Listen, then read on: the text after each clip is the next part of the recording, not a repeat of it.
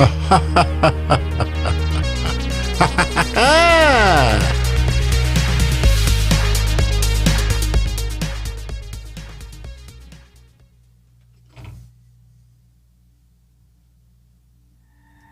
Friday night. That means it's time for the Don Tony Show. You've waited all week, and now it's finally here. Get Don Tony's perspective on current affairs in the world of pro wrestling and beyond. And now, your host, the man, the legend, Don Tony.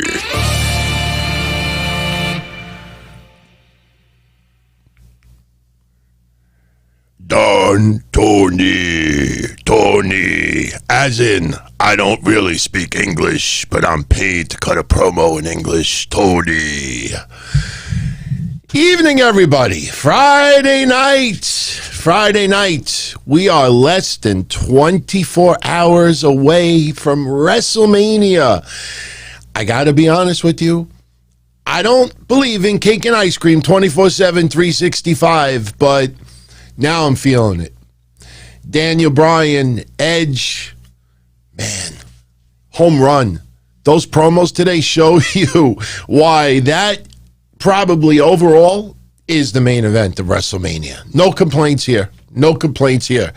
Roman Reigns, or should we say Samoan Edge? Remember that Edge shirt?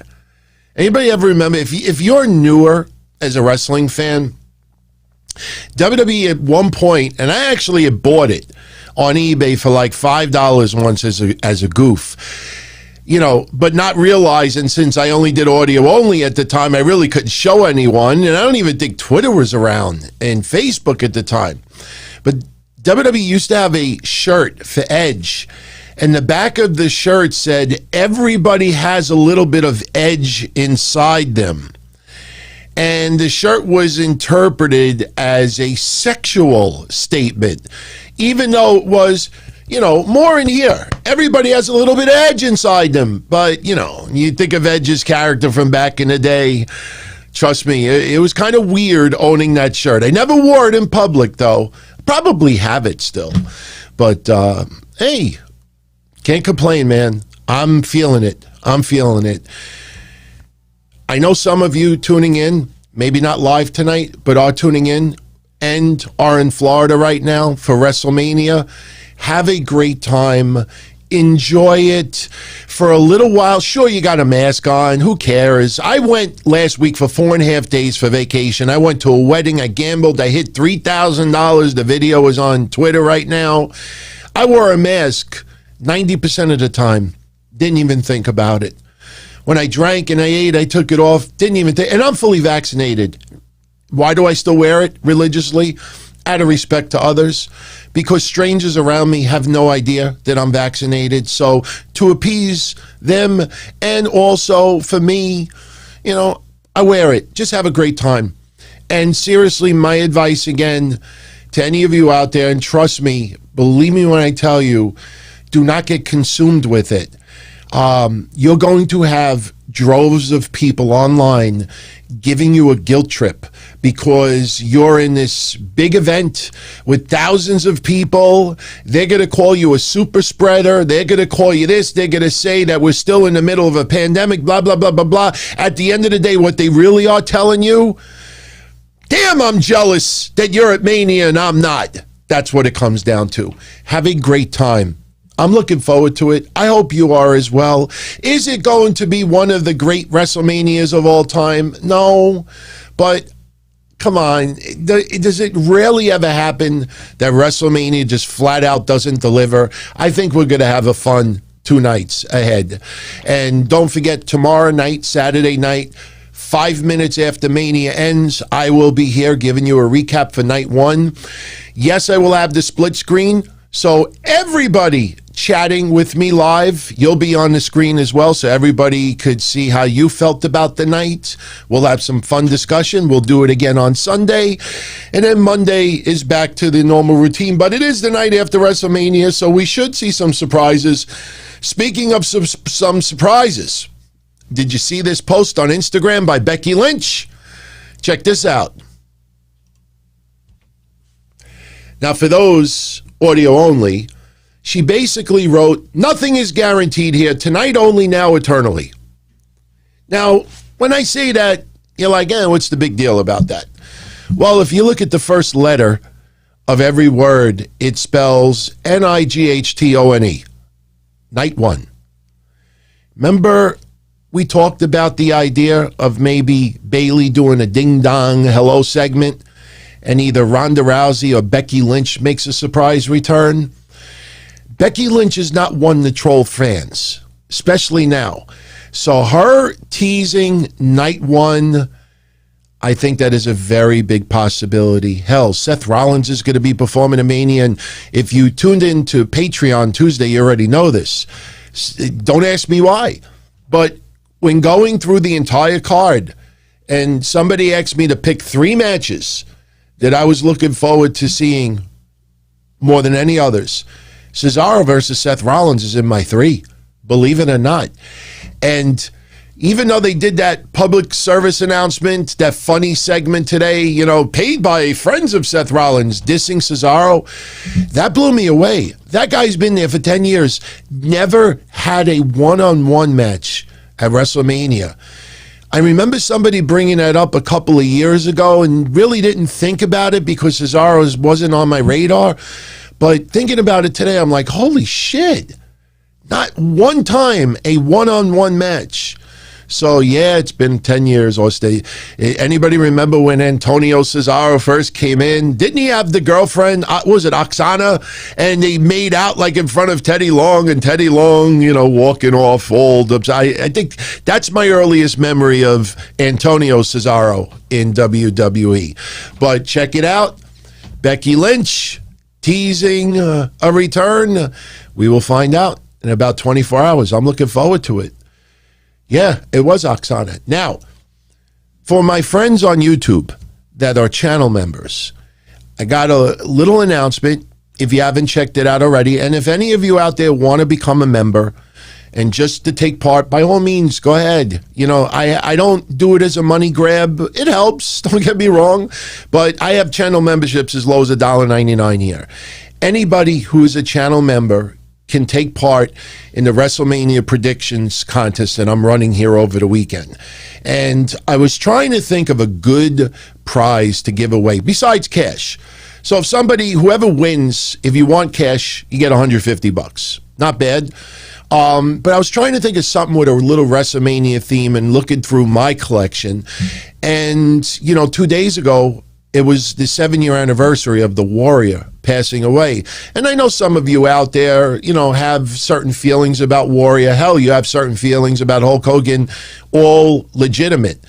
But I thought, for WrestleMania nostalgia, especially Edge's promo tonight, cutting the promo talking about Hogan and Warrior, I decided that this is going to be the prize we're going to give away.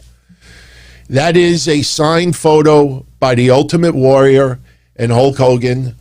It is right here, so you could see. It's not like, Photoshop. And if you look at the lower left-hand corner, that is the Warrior's store. That is his hologram. This is directly from the Warrior store. Go on eBay. You might find this once in a blue moon for about $400 or $500. And the cool thing about it is right now I think there's only about 40 or 50 members. So you have an excellent chance to win this thing. And look, if you don't want it, you can have the cash instead. Kite is saying, where do I get all this stuff? I have a huge memorabilia collection. And, when I was doing memorabilia prize themes on Patreon for a bunch of years, I noticed more and more that people were taking cash, they were taking contemporary stuff, and a lot of my retro stuff just sat and sat and sat and sat. Well, now, since I've moved to video and my home is here, I'm looking at all this stuff, and I'm like, over here, there is a much more diverse audience, old school, new school, combination of both. And I said, hey, let's bring it over here. So, hey, sure, I know I could throw this stuff on eBay and make a couple of coins out of it. And I have put stuff on eBay. But I keep some things that I say, you know what, I think everybody would probably get a kick out of over here. And it's my way of saying thank you. You know, it's not to buy subscribers. I see on Twitter every month the same thing. Hey, you know, here's the rules. You got to follow me. You got to retweet me. And you're in a contest for a shirt. I don't want anybody following me simply because I'm giving a prize away. And the worst, I don't want followers just as followbacks. I mean, you see people out there that will, oh my God, I got 10,000 followers, but they're following 15,000 because it's called followbacks. I could have 1 million followers on Twitter right now if I followed 1 million people. I don't like that. I'd rather know that my family here, which is all of you, that we can enjoy it. And if I could pass this on to you to enjoy, and look, you could throw it on eBay. You could shoot a video saying, DT, look, I sold it. I made $500. Maybe $460 because I just dropped it. Enjoy it, man. Enjoy it. I'm not going to lie. It'll be a tax write-off for me at the end of the year. You know, you got to balance things out. You know, anybody knows anything about taxes, you know what I'm talking about. So the rules are simple. The post is on YouTube right now. If you're a channel member, all you got to do, I put up all the matches, just predict the winners. Whoever gets the most predictions right wins, either this or the money. Plain and simple. You just got to get your entry in by around 5 o'clock Saturday afternoon because we got WrestleMania. And once WrestleMania starts, no more entries. So, all right, we got that out of the way. Tonight, we are going to review briefly SmackDown, which was the go-home show for WrestleMania. And look, we have had many go-home shows for WrestleMania in the past. We have had many go-home shows for pay-per-views for WWE. I can honestly tell you, tonight was probably one of my favorite go-home shows in recent memory for WWE leading into a pay-per-view. Of course, WrestleMania always feels a little bit extra special. But, you know, we're in a pandemic now for what? 16 months, 17 months, approximately. If you want to go January last year when we first started hearing the rumors of, you know, there's a problem out there, you know, we're about 17 months. There's been about 16 pay-per-views. And a lot of those go-home Raws and go-home SmackDowns were like, yeah, kind of crappy. I don't know. Tonight got me in the mood, man. Really got me in the mood. So we're going to talk about SmackDown. I will give you my WrestleMania predictions tonight. And we will also get into the AEW NXT quarter-hour ratings. On Wednesday, I said I wasn't going to give you the NXT quarter-hour rating because it wasn't fair because they also have viewers on Peacock. Well, yesterday I brought up that the approximate viewership of Peacock was between 100 and 140,000 viewers. Meltzer today reported the very same thing, 100 to 140,000. So I dug a little deeper, and we got pretty much the number of what Peacock was. So when you add up USA Network and Peacock together, it shows you how much NXT dominated Wednesday. Dominated. So I am going to give you the quarter-hour breakdowns for both. It's going to be very interesting when I get into that. And look, now because they're unopposed, we'll see if they start tweaking things or start changing things around. But I will tell you, you know, that's why I love doing the quarter-hour ratings every week. You see patterns. And AEW is really digging themselves in a deep hole, you know, with a lot of their big stars. You know, when Jericho and the Inner Circle starts getting shit quarter-hour ratings, and then you trickle into the Young Bucks getting shit ratings, and then you Kenny Omega shit ratings. I mean, look, it's not shit. 500,000 viewers is shit. It's not that low. But when you see that steady decline, and you see it for months and months and months, a lot of these places out there will not go there. They will try to masquerade it by saying, no, the demo. They're not going to be able to masquerade it much longer. So we'll talk about that a little bit later. Now, shout out to my friends on YouTube. Much love as always. Shout out to everybody who is on Facebook right now and Twitch and Twitter or Periscope. opened it up for everybody today so we could have some nice, fun discussion. And just to wrap up what I said a couple of moments ago, let's see if Becky Lynch makes an appearance tomorrow.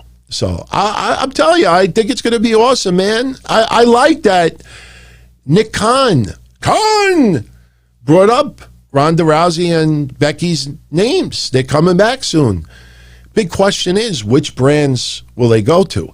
Personally, I think Becky Lynch will be on SmackDown with Seth Rollins. And I also think it needs to be mixed up a little bit more, especially because, you keep intertwining the same people over and over again. I think Becky Lynch is good for SmackDown, and I think Ronda Rousey would be perfect for Raw.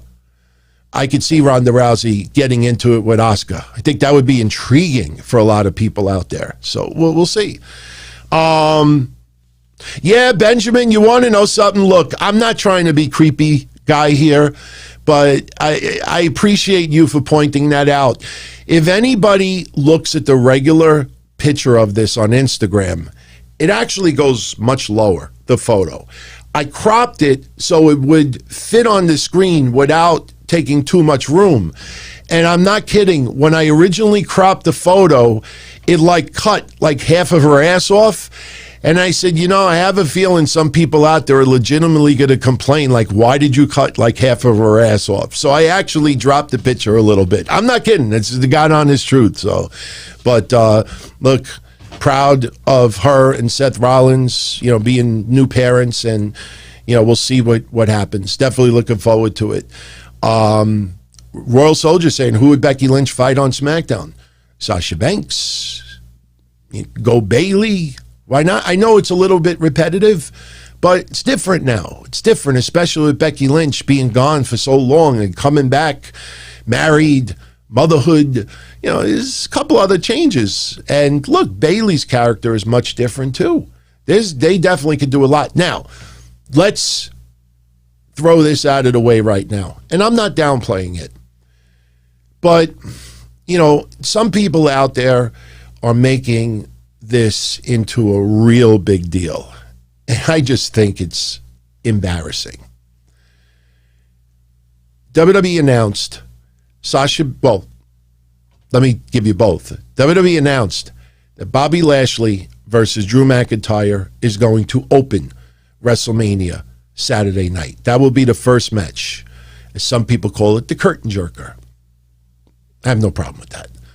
Be interesting to see if Brock Lesnar shows up. I'm not saying it's going to happen, but the fact that putting that on so early, very intriguing to me. But I'm not married. I'm Royal Soldier. Thank you. Becky not married. I'm just saying, she's with Seth and they had child and motherhood, parenthood. That's what I'm talking about. They're parents. They're not married, but they're parents. I definitely need to clarify that. Oh, and by the way, I know it's totally has nothing to do with this, but I got to say it right at the beginning. Rest in peace, DMX. Last night, there was a little bit of confusion on the show, and only because I don't like to report deaths when it hasn't happened yet. But I understand now why some of you out there were talking about DMX last night and him passing away. Last night while we were doing the show, there was a lot of RIPs, DMX.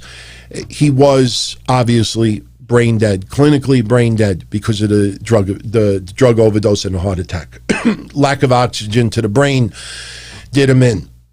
What happened last night, and this is where the confusion came in on social media, the family needed to make a decision. Keep him on life support or, hate to say it bluntly, pull the plug. Last night, they made that decision. That's what leaked out. So because of that decision, everybody immediately said, oh, that's it, he's done. He's gone. It was a little bit premature, but today it was made official. He had passed away, 50 years old. I've been totally honest, was never one of my favorite hip-hop artists from back in the day, but there were some of his songs that were banging. And, I'm sorry if I keep bringing up his name, but I will never forget Elix Skipper's song because of DMX, because it was a ripoff of DMX's song. But still, just the tragedy, accidental overdose. I mean, it's sad. It's sad. And I've seen the tributes and what they did in front of the hospital. I thought was beautiful. You know, I mean, it's just sad. It's a real sad day in the music world, in entertainment world. So, okay. Let's talk about what is closing WrestleMania Saturday night. Bianca Bel-Air versus Sasha Banks. That will be the final match on WrestleMania Saturday night. Now, I'll say this. I've said this for 24 years now, and I'll say it again here. I don't care what opens a card and what closes a card. Give me good shit to watch. I understand there was this loud social media outcry of having two black women close out WrestleMania. I enjoy Bianca Belair's work big time. I am now enjoying Sasha Banks' work. The Reginald stuff was stupid. But, you know, they earned a high-profile match at WrestleMania. So WWE, and you might remember I said this in December. You know, we talked last year that I said Drew McIntyre will always be remembered as the COVID champion. I said in December that, and a lot of you will remember this, that in 2021 has to be the year of the fan. Remember when I said that? That AEW, WWE really have to, more than anything, after a year plus of this awful shit with COVID, they really have to sometimes bite the bullet and give fans what they want, even if it goes against their plans or their normal routine. It's got to be the year of the fan. Now, I understand, you know, how people viewed this match to close it out. Me personally, and it's easy for me to say because I'm not black. It's easy for me to say that. But I personally think that these two women should close WrestleMania simply because they're extremely talented, not because they're women, and not because they're black. You know, I think in some ways people are diminishing their talents. And let me be honest too, I'm not black, so I can't relate to this, but something tells me that a lot of black people tuning into this right now would probably say to me, DT, don't give me something because I'm black. Give me something because I earned it. You know what I mean? Like, not everything has to be based on male, female, gay, straight, black, white. It doesn't have to be that way. They are closing WrestleMania. Now it's on their shoulders to deliver. It's not a big deal, everyone. Again, I grew up as a wrestling fan. I became a wrestling fan in 1979 as a little kid. I didn't even know what I was watching. All I know is that when my mom said you can't watch that, I wanted to watch it more. But in the 80s, we would go to shows, and a lot of times the main event would be halfway through the show. And towards the end of the show, you would get random matches and sometimes low-profile matches until curfew or till whatever. I don't care what closes out. I just want to enjoy the matches. So I don't think it's that big of a deal. Some people out there who are livid, angry, pissed off because cancel culture or SJWs all got what they wanted.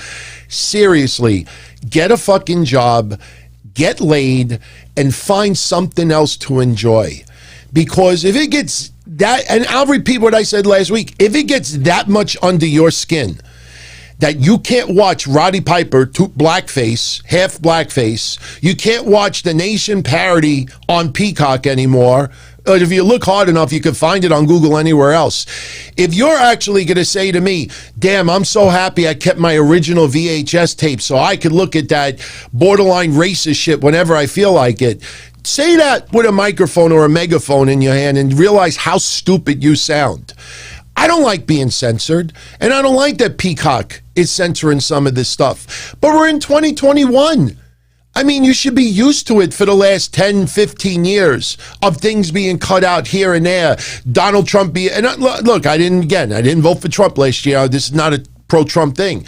But remove him from the Home Alone segment in a movie. You know, people have been censoring and editing stuff for a long time now. Peacock paid $1 billion. Think of Vince McMahon, March 26, 2001. The fate of WCW is in my hands. Vince bought WCW. He could put it on the shelf. He could launch it. He could just get the video library. He could do nothing with it. He could throw it in the garbage. This is not anything different. Peacock bought the WWE network and the right to stream this in the United States. If Peacock says, we're not going to show Attitude Era, they could do whatever they wanted. And as much as you and I could be angry about it, WWE is smart business. They get $1 billion. Shit. If you look, I still have my library of all the shows that I did going back to 2003. If somebody offered me, and they're all off the server now, because quite honestly, you know, it cost a lot of money to do that with the server. And, you know, as things starting to tighten up, you know, it's not money-wise beneficial, you know, to spend that kind of coin to put that. But somebody said to me, DT, I'll give you X amount of dollars for all your old DTKC archives. And you give me do whatever you want with it. Do whatever you want. Burn it, play it, do it, translate it in a different, edit it, censor it, do whatever you want. I got my money.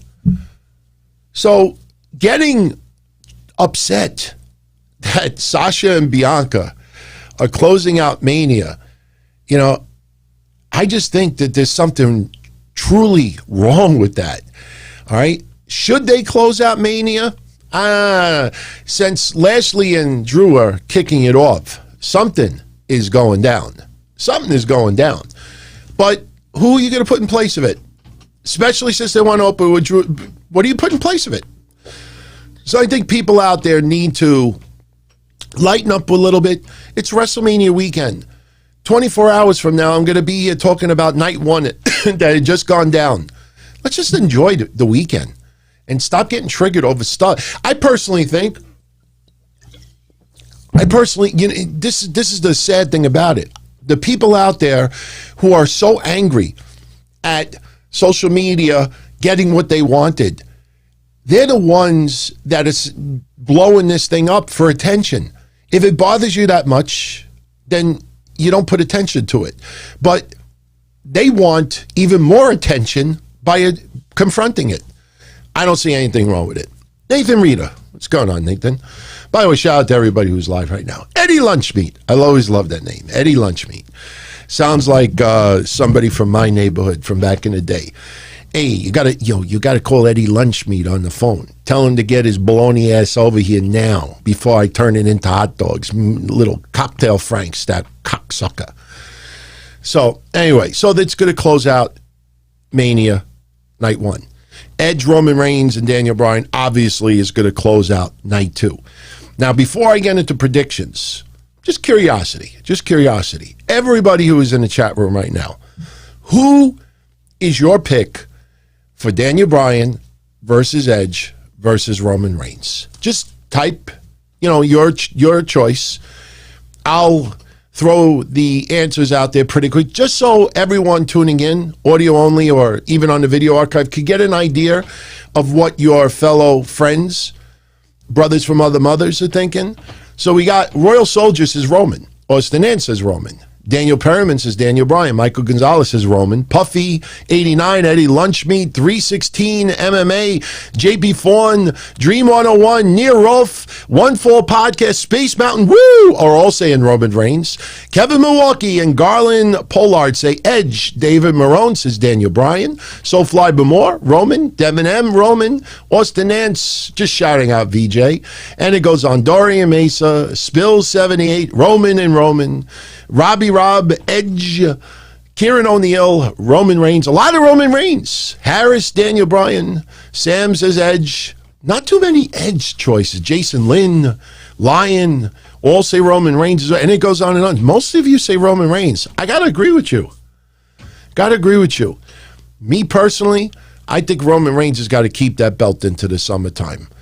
You know, I still laugh at people that think house shows are never going to ever return to wrestling. You will have house shows again, away from the Florida location. You will have house shows before 2021 is over. You will have house shows. Anybody out there that thinks that WWE and AEW can survive, you know, only being in one location with that kind of coin and expenditure, send me whatever you're smoking. These are people out there that have no background in this field, don't understand how important the traveling is and the ticket sales and the merchandise and the shirts and the souvenirs and the food and the beverages and the beer. There's so much that's attached to house shows. It's going to return. It's going to return. And I tell you, 316 MMA, I'm with you on that. I think for the majority of 2021, you go to areas where the climate is warmer and you're outside. As much as we laughed at Impact Wrestling when TNA in its dying days, right when Global Farce Wrestling, they did that storyline of GFW versus TNA when Jarrett came back in, when they were doing all those baseball fields that sat 7,000 and he drew 110. I mean, this was over and over, and we laughed at it. But guess what? That's the right formula for later on in the year. What they got to do is if they could get by July, I think July, August, you will see WWE or AEW travel to another state. I think from July to August, September, you go to states where it's warm enough that you could do outside shows still.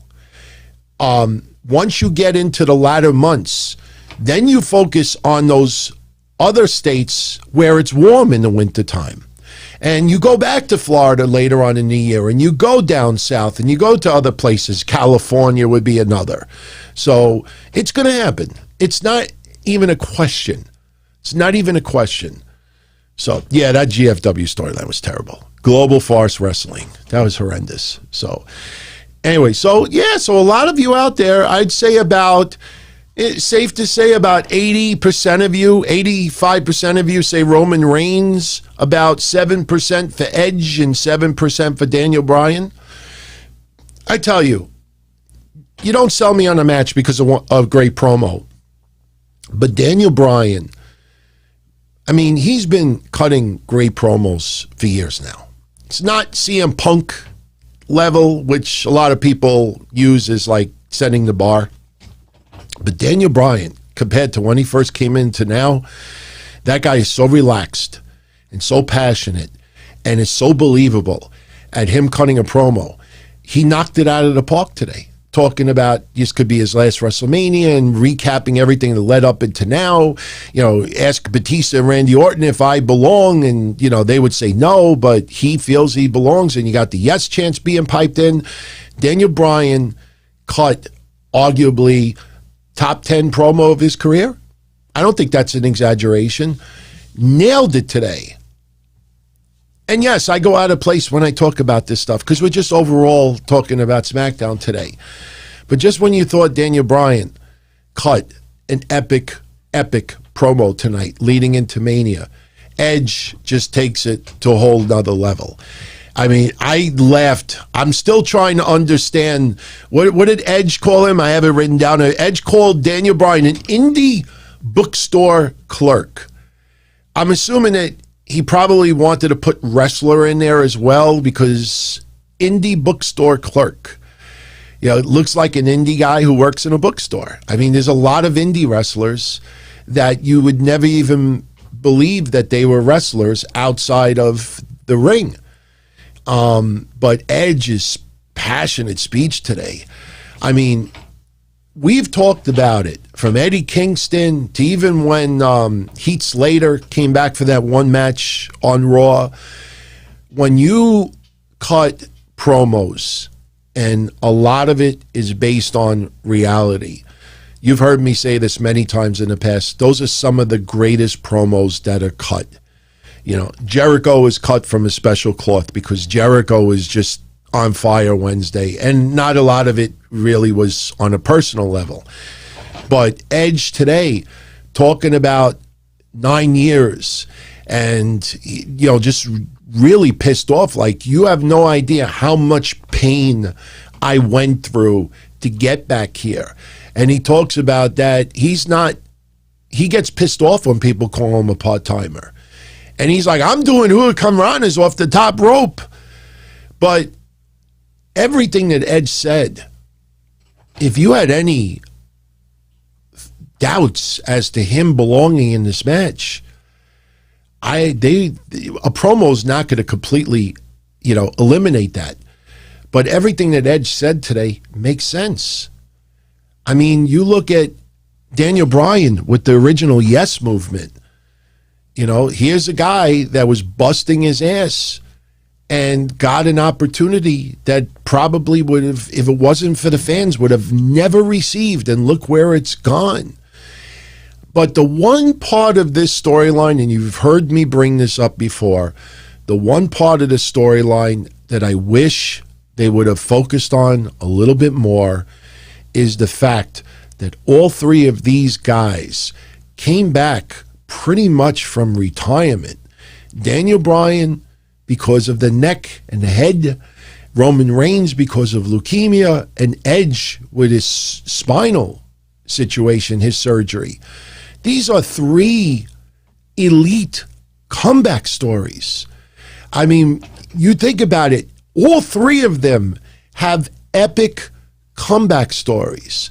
And that is something that I think if they would have focused on that a little bit more, I personally think the reason why they didn't want to do that is because I don't think they wanted to bring up Roman Reigns' leukemia anymore. I mean, if you notice, they really don't mention it much ever. So I think that's the only reason why. But these are three tremendous comeback stories. I mean, and I've brought this up too, even when it comes to Christian, the people that were ripping on Christian signing with AEW, that's the big announcement. How's about the guy entertained the shit out of us for years and years and years and years, lost his career to injury, almost forced into retirement in a lot of people's eyes, and lost 7 years of his wrestling life where he ate, slept, shit wrestling since he was a kid. It's not just the physical ramifications. What about up here? You imagine what it was like for Christian to just sit on the sidelines for 7 years and watching everybody doing what they were doing that he loved to do and couldn't do it because doctors said he can't. A lot of times when we get older, you watch baseball, you watch basketball, football, you see some players that you absolutely love. When they get into their latter years, even though they still are convinced up here that they could still do it, the body breaks down. You could feel like $1 million, the body breaks down. And these guys, Edge, Roman Reigns, Daniel Bryan, Christian, and others, they didn't just sit on the sidelines and read a book and watch wrestling for the last bunch of years and then, oh, I feel good, let me check with the doctor again. Oh, you're good to go. These guys were obsessed and were so dedicated to get their asses back in the ring. They didn't just sit and relax for all these years and then one day, hey, I feel pretty good, let me go check it. No, you imagine the intense, crazy-ass work that was involved. Look at Karrion Kross. Congrats to him. Guy's poster up there. He won the championship yesterday, and he came back from a severe shoulder injury that he chose not to have surgery. And what he did was, I have to talk to him about it, but I'm pretty convinced that he went on a carnivore diet. And, one of the things when I talk about me being on a keto diet, and we're not going to get into nutrition now, but the one thing I will say is probably the number one thing that has helped me on this keto diet is inflammation. there is so much less inflammation in my joints and my bones. And when you see me on Thursday night saying, oh my God, I want to get back to indie wrestling and managing and doing this and doing that, I feel pretty damn good. Being on like a carnivore diet or a keto diet eliminates a ton of inflammation. And that helps with rehabilitation. So I think these three guys, just the paths that they took to get back into the ring, you know, that alone is just a phenomenal story, but they have not focused on that. But tonight, Daniel Bryan killed it with his promo. Edge killed it with his promo, you know, and it was funny when he was talking about Roman Reigns. He said, you started as a three-man crew. You entered through the crowd. You know, you're Samoan Edge. And when you think about it, like, you know, because you remember, Edge, he came in with the Brood, with Christian, and then he would walk through the crowd, and he would exit through the crowd. You know, it's a stretch, but still, it's pretty cool. It's pretty cool. But Edge has every right to be in this main event. The guy, after all these years, looks like he hasn't skipped a beat, and I think they will deliver just fine on WrestleMania. So they killed it with their promos tonight. Now, a couple other things that went down tonight. First off, the Fatal 4-Way for the SmackDown Tag Team Championships. We talked about this match for the last 4 to 6 weeks. You could see that building, that these guys were trading wins against each other, and it was all designed to keep Rey Mysterio and Dominik Mysterio, Chad Gable and Otis, the Street Profits, all on similar levels. This one beats this one beats this one, this one beats this one, this one beats this. That's what they were doing for 6 weeks. And then you would have Dolph Ziggler and Robert Roode in singles matches, and they would lose once in a while. So this 4-way, we knew from day one. I don't know how many people out there expected Robert Roode and Dolph Ziggler to retain tonight. I truthfully thought Rey Mysterio and Dominik were going to get it. I would have liked it. I would have liked it in front of live fans, to be honest with you. But it was a fun match on SmackDown while it lasted. The double 619, a little too choreographed for me. But in the end, you know, we ended up having Ziggler and Robert Roode retaining. Basically, Dolph Ziggler hit Montez Ford with a super kick, and then Ziggler got the pin. So they retain the championships. I'll tell you something else. And then I'll bring up some of your super chats, by the way. In fact, I am queuing them up. Anybody find that exchange with Sonya Deville and Adam Pearce weird and odd, and almost that somebody screwed up their lines? If you did not watch SmackDown tonight, go back and watch it. In the second hour of SmackDown, there was some exchange that went down between Sonya Deville and Adam Pearce. And I just thought it was so strange because we're less than 24 hours before WrestleMania. And he's in the back, Adam Pearce, with Sonya Deville. And Adam Pearce is talking about how great that 3-way match is going to be at Mania and this and that. And Sonya Deville says something like, not fair to Robert Roode and Dolph Ziggler tonight. And Adam Pearce is, what do you mean? I don't think it was fair for Robert Roode and Dolph Ziggler to have to face 3 other teams. And she's trying to equate this with that Roman Reigns and Edge should be one-on-one. With all due respect, that fucking exchange should have been 3 weeks ago. The match is said. They just cut epic promos. And then Sonya Deville says to Adam Pearce, well, just like Robert Roode and Dolph Ziggler, it was unfair for them to fight 3 other opponents tonight. I don't think it's fair that there's a 3-way. Like, Why? What was the purpose of that back and forth? I personally think somebody screwed up their lines there because I've watched it. I'm like, this is pointless. Where is it? This is not going anywhere. I don't know what it was. And a lot of you in the chat room are saying it also. It was odd. You know what it almost seems like? It almost seems like that they had about 30 or 40 seconds to fill, and they didn't know how to fill it.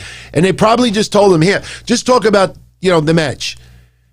And I don't know. That was strange. It was strange. Why are they not using Sonya Deville more for the women's division? I understand, somebody will say to me, well, a woman doesn't have to just do a women's division. I get that. But you have no direction with the women's division at all, especially on SmackDown. And didn't we have like a month ago where Tamina and Natty complained to Sonya Deville about one? I'll take that into consideration. Why? They got to clarify her role a little bit better. If the intention tonight was to just have Adam Pearce and Sonya Deville disagree with each other, that flopped miserably. Dorian Moore, will The Undertaker show up at Mania? It is possible. It is very possible, especially that they're pushing all those NFTs. Oh, we're not going to get into NFTs tonight. If any of you out there know what NFTs are, WWE is going to be doing a lot of stuff with digital Undertaker stuff. And there's going to be some pretty extreme prices with this. And also, they got some dibs where Undertaker will cut a video for you and you get 2 tickets to future Raw or SmackDown. There's tons of shit going down. Look, Jason, you're like the smartest person I know, and you don't know what an NFT is? Tonight should have been a video game night, and I wanted the question NFT to come up just so you would lose. Look, I'm not going to get into the whole discussion of NFTs tonight, but I will tell you my quick 10, 20-second interpretation of what it is. It's basically like artwork that is on your phone. Basically, you get it, you can put it this way. You see like Bitcoin, cryptocurrency? That's not a one-of-a-kind thing because you could trade in your Bitcoin for real money. You could trade in this for this. When it comes to an NFT, if let's say this was drawn, let's say this was artwork. It's not photos. Let's say it was artwork. For the right price, you could get this digital print for yourself to enjoy, and you own the rights to it. Like the original creator can duplicate it. Here, I'll give it like this. A lot of people use the Mona Lisa as an example. You all know what the Mona Lisa is, right? Well, you could buy a reprint of the Mona Lisa. You could buy a copy of the Mona Lisa. But there's only one original Mona Lisa. Get it? So whoever owns the original owns, the original print. That's where all the value is. You buy a copy, the copy's really not worth much of anything. It's a one-of-a-kind item. So with these NFTs, they're doing a lot of Undertaker stuff that you bid on, you win. You own this one-of-a-kind item. It could be duplicated, but you own the original. That's kind of the way to put it. But I believe NFT is mostly digital. So you don't actually own like a physical artwork. I think it's all through digital. So I guess, yes, and some of you are bringing up sex, adult. Okay, it's like going on OnlyFans and you get someone to make a custom video for you. You know what I mean? Like, or they wear an outfit, never wear the outfit again. That custom video is yours. Now, I might break into your computer and steal a copy of the video for my own personal enjoyment, but when the video is for you, it's you own the original. So, a bad example, but you get where I'm going with that. So, Dolph Ziggler, Robert Roode, retained, a little unexpected. I don't think anybody had a problem. The match was fun. A lot of setups for Mania. They brought up The Fiend and Randy Orton, even though they're not SmackDown guys. They brought up Drew and Lashley and a bunch of other matches. It was a very good go-home show. You know, you watch a go-home show like that tonight, and you almost wish there wasn't a roster split, because it would have been so much fun if they could have incorporated some of those wrestlers on Raw to actually show up tonight on SmackDown. We didn't get that. Crazy Cruiserweight, Mickie James was on NXT last night doing a little bit of guest commentary work for the kickoff show. She actually did pretty damn good, too. Did pretty damn good. Shout out to Devin M. And yes, he was talking about this earlier with Becky Lynch. Well, yeah, that's better. Yeah, let me take his comment off for a minute. If anybody's tuning in a little bit late, Becky Lynch posted on Instagram, "Nothing is guaranteed here tonight, only now, eternally." Sounds a little bit like gibberish, but if you look at the first letter of each word, it spells night one. So we will see if that happens. I hope it does. I really do. I mean, look, if Becky Lynch is going to come back, you do it at Mania. You do it in front of 20,000 fans. You don't do it the following night on Thunderdome with piped-in Becky chants. No, you do it at Mania. Common sense. You're not going to do it next week or the week after. You're not going to do it next week on SmackDown with Thunderdome screens again. You know, you got to do it at Mania. That's why the more and more I think about it, the more and more I'm pretty convinced. I think if Becky Lynch does not show up, it's going to be a tremendous disappointment. I personally think so.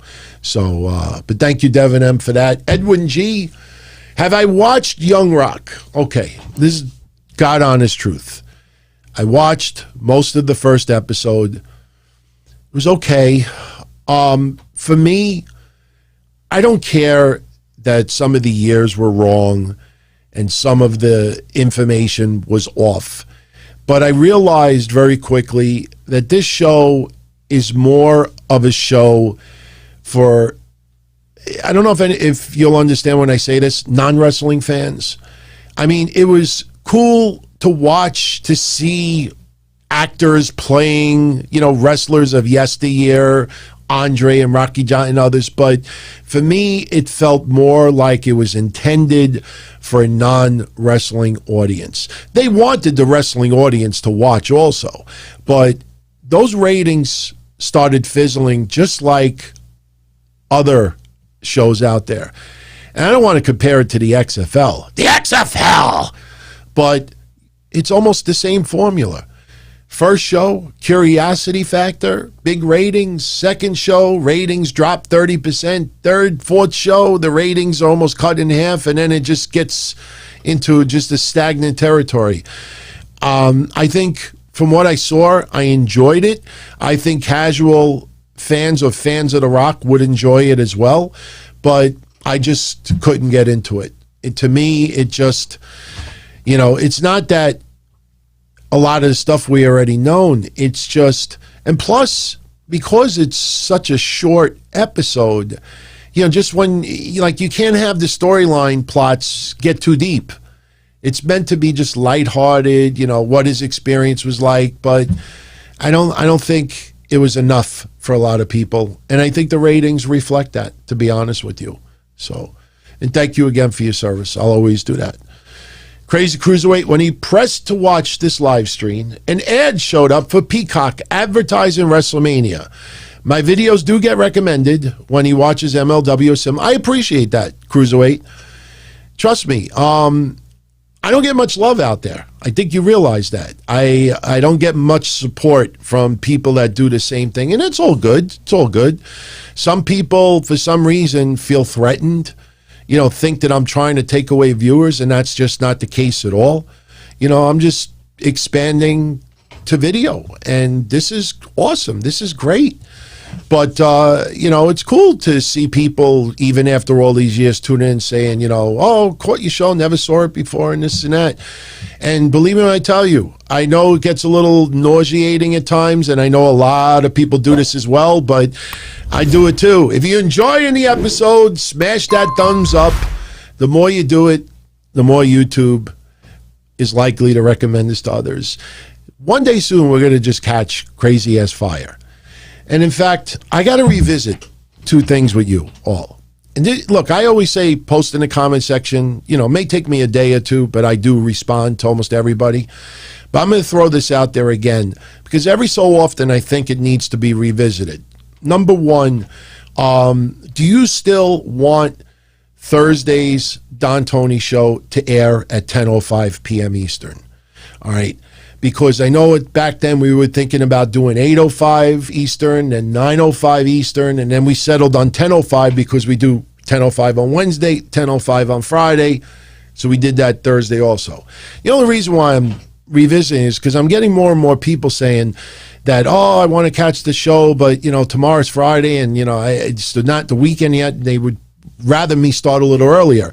And I'll be honest with you, you know, I have, you know, always set my start times for my shows so it doesn't overlap with other people's shows out there. And what I've noticed is that even though I make those adjustments for others, WrestleMania or not, people want to do a show. It's basically they're gonna do it anyway. So what am I making accommodations for? The only people I should be accommodating is you, not other people's shows out there, because I certainly don't get support from them. So if you want me to consider changing Thursday nights to an earlier time, post it in the comment section. Let me know. I mean, the fact that Dark Side of the Ring is returning, and Dark Side of the Ring, I think, airs at 8, it might be good to just stay at 10:05 right now. This way we could comment a little bit about those episodes too. Don't do it in the chat room. Do it in the comment section because I want to see, you know, what everybody... Look, if you wanted to stay as it is, I'm fine with that. Number two, I know for my channel members, early on, they voted a certain way. Now I want to just see what you all feel about it. NXT now is moving to Tuesdays. Starting this Tuesday, they're on Tuesdays. So now, my Wednesday Night Dynamite show, up until now, covered AEW and NXT on the same night. So what I wanted to know from everyone out there is, do you want me to continue doing that same format on Wednesday nights, cover both? I could cover NXT the following night on Wednesday. Or do you want me to split the shows in half? Do an hour to an hour and 15 minutes on Tuesday night, covering NXT, and then do an hour to an hour and 15 minutes on Wednesday night, covering only AEW. So that's what I want from all of you as well. Post it in the comment section. Do you want me to just continue Wednesdays as it is, or do you want me to split it in half? NXT coverage on Tuesday, AEW coverage on Wednesday. Because, you know, if that's what you want, you know, we'll definitely make... I want to leave it up to all of you. So, getting back to SmackDown, Bianca Bel-Air, you know, very pumped for WrestleMania. She's excited to prove what she can do. You know, Sasha Banks, Kyla Braxton reminding her that Sasha is dangerous. Sasha with that laugh that we've talked about for, 6 weeks now? I can't do it. I sound more like Peter Griffin. Sasha Banks with that forced laugh. We picked up on that like 6 to 8 weeks ago, and now that's part of her shtick. It's cool. It's cool. But it was funny before they went to commercial break, and you didn't hear Sasha talking to Kayla Braxton. And it looked like Sasha just kept saying to Kayla Braxton, I'm the boss. I'm the boss. I'm the boss. I'm the boss. I'm the boss. Did you see that? I thought it was pretty funny. But Sasha Banks, you know, they have some weight on their shoulders now. You know, I hope they deliver. And I think they will deliver. But it reminds me of Hell in a Cell. What was it, Charlotte versus Sasha? Was it Charlotte versus Sasha? I think it was. Who was in the Hell in a Cell that time? And I remember they made such a big deal about them, like pretty much main eventing Hell in a Cell. And there was so much added pressure on them. Especially, remember when Foley cutting his stuff, his promos about it and this and that. And they put, to me, an unfair amount of pressure on both women. And that match, to me, it was very underwhelming. Yes, it was Sasha and Charlotte. And I don't think that you want to give them an unfair amount of pressure going into Mania. I mean, just imagine, first time back, I mean, you can't help but to feed off of that. I mean, they're probably going to be in cloud nine, being in front of live fans again. But, now, the focus is on them. They're not stupid. They know exactly what social media with those hashtags, So now they really got to deliver. And that's why I think, like I said before, it doesn't matter who opens and who closes the show. They have great matches. That's all I care about. So Big E cutting a real entertaining promo. He was at his barbershop, Big J in Tampa. And he talks about, getting to the point of WrestleMania. That's where he played his high school all-star game.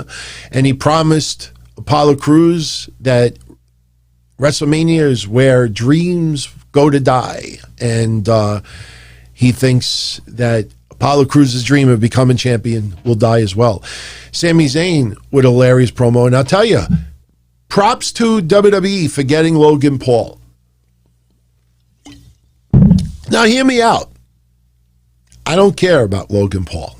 I don't dislike him, and I don't like him. I'm indifferent to Logan Paul. I know he has a crazy social media following. His boxing skills are pretty impressive. He's one of those social media, I don't want to say pop culture, but you know what I mean. So when they originally teased Logan Paul, I thought it was going to be a swerve. I thought Sami Zayn, if you remember 3 weeks ago, I said Sami Zayn is going to, tease bringing him out there and nobody's going to come out. But Benjamin says he's a scumbag. A lot of people are telling me he's a loser. Again, I'm not praising him and I'm not knocking him. I'm just indifferent with him. I know he didn't reflect any ratings boost last week. I personally think he might get a pop if he knocks out Sami Zayn, which to me I think is coming. I think Sami Zayn is probably going to get in Logan Paul's face after Sami Zayn loses. And Logan Paul will probably just nail him once. A la Mike Tyson to Shawn Michaels, WrestleMania. I think I see that a mile away. But wow, Benjamin says Logan Paul filmed a dead suicide victim in Japan. I heard stories about that, but I don't click on them. You know what I mean? And honestly, no joke.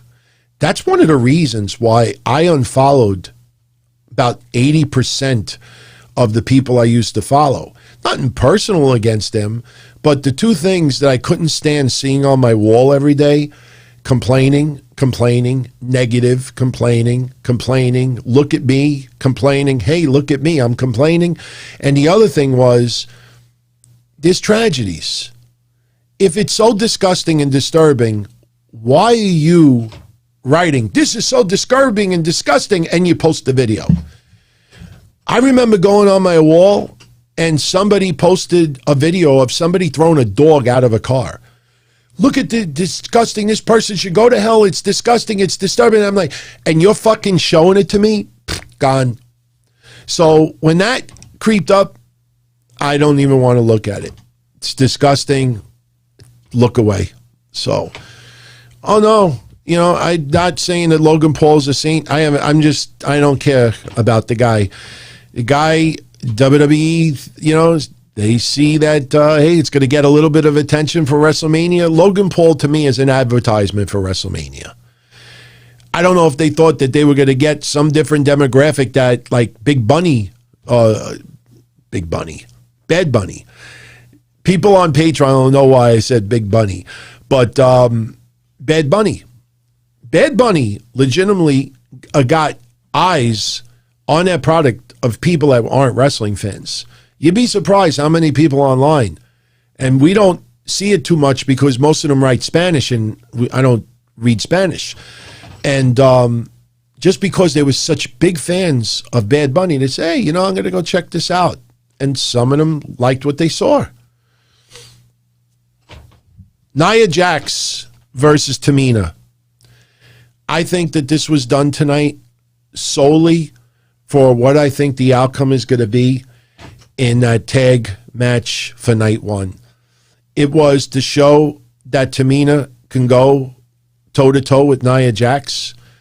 A lot of us always wanted to see Nia Jax and Tamina go at it. We've been teased once in a while in the past. But this match tonight, before any momentum, Shayna Baszler hits the ring, causes the DQ, and then we get, a bunch of bullshit. I think that was done. I'll tell you my prediction right now. I think Tamina and Natty will win that tag team match. When I get into predictions later, I'll get into all the matches, but I think all that tonight, even the backstage segment, that was horrendous also. I mean, you have Billie Kay, and I still don't get it. I just don't get it. You have Billie Kay, and I don't like the Iconics, but even I will say I think the Iconics need to reunite. You have Peyton Royce, they are doing next to nothing with. I don't care if you cut a passionate speech on Raw Talk, whatever that show is. It's not equating to anything on TV.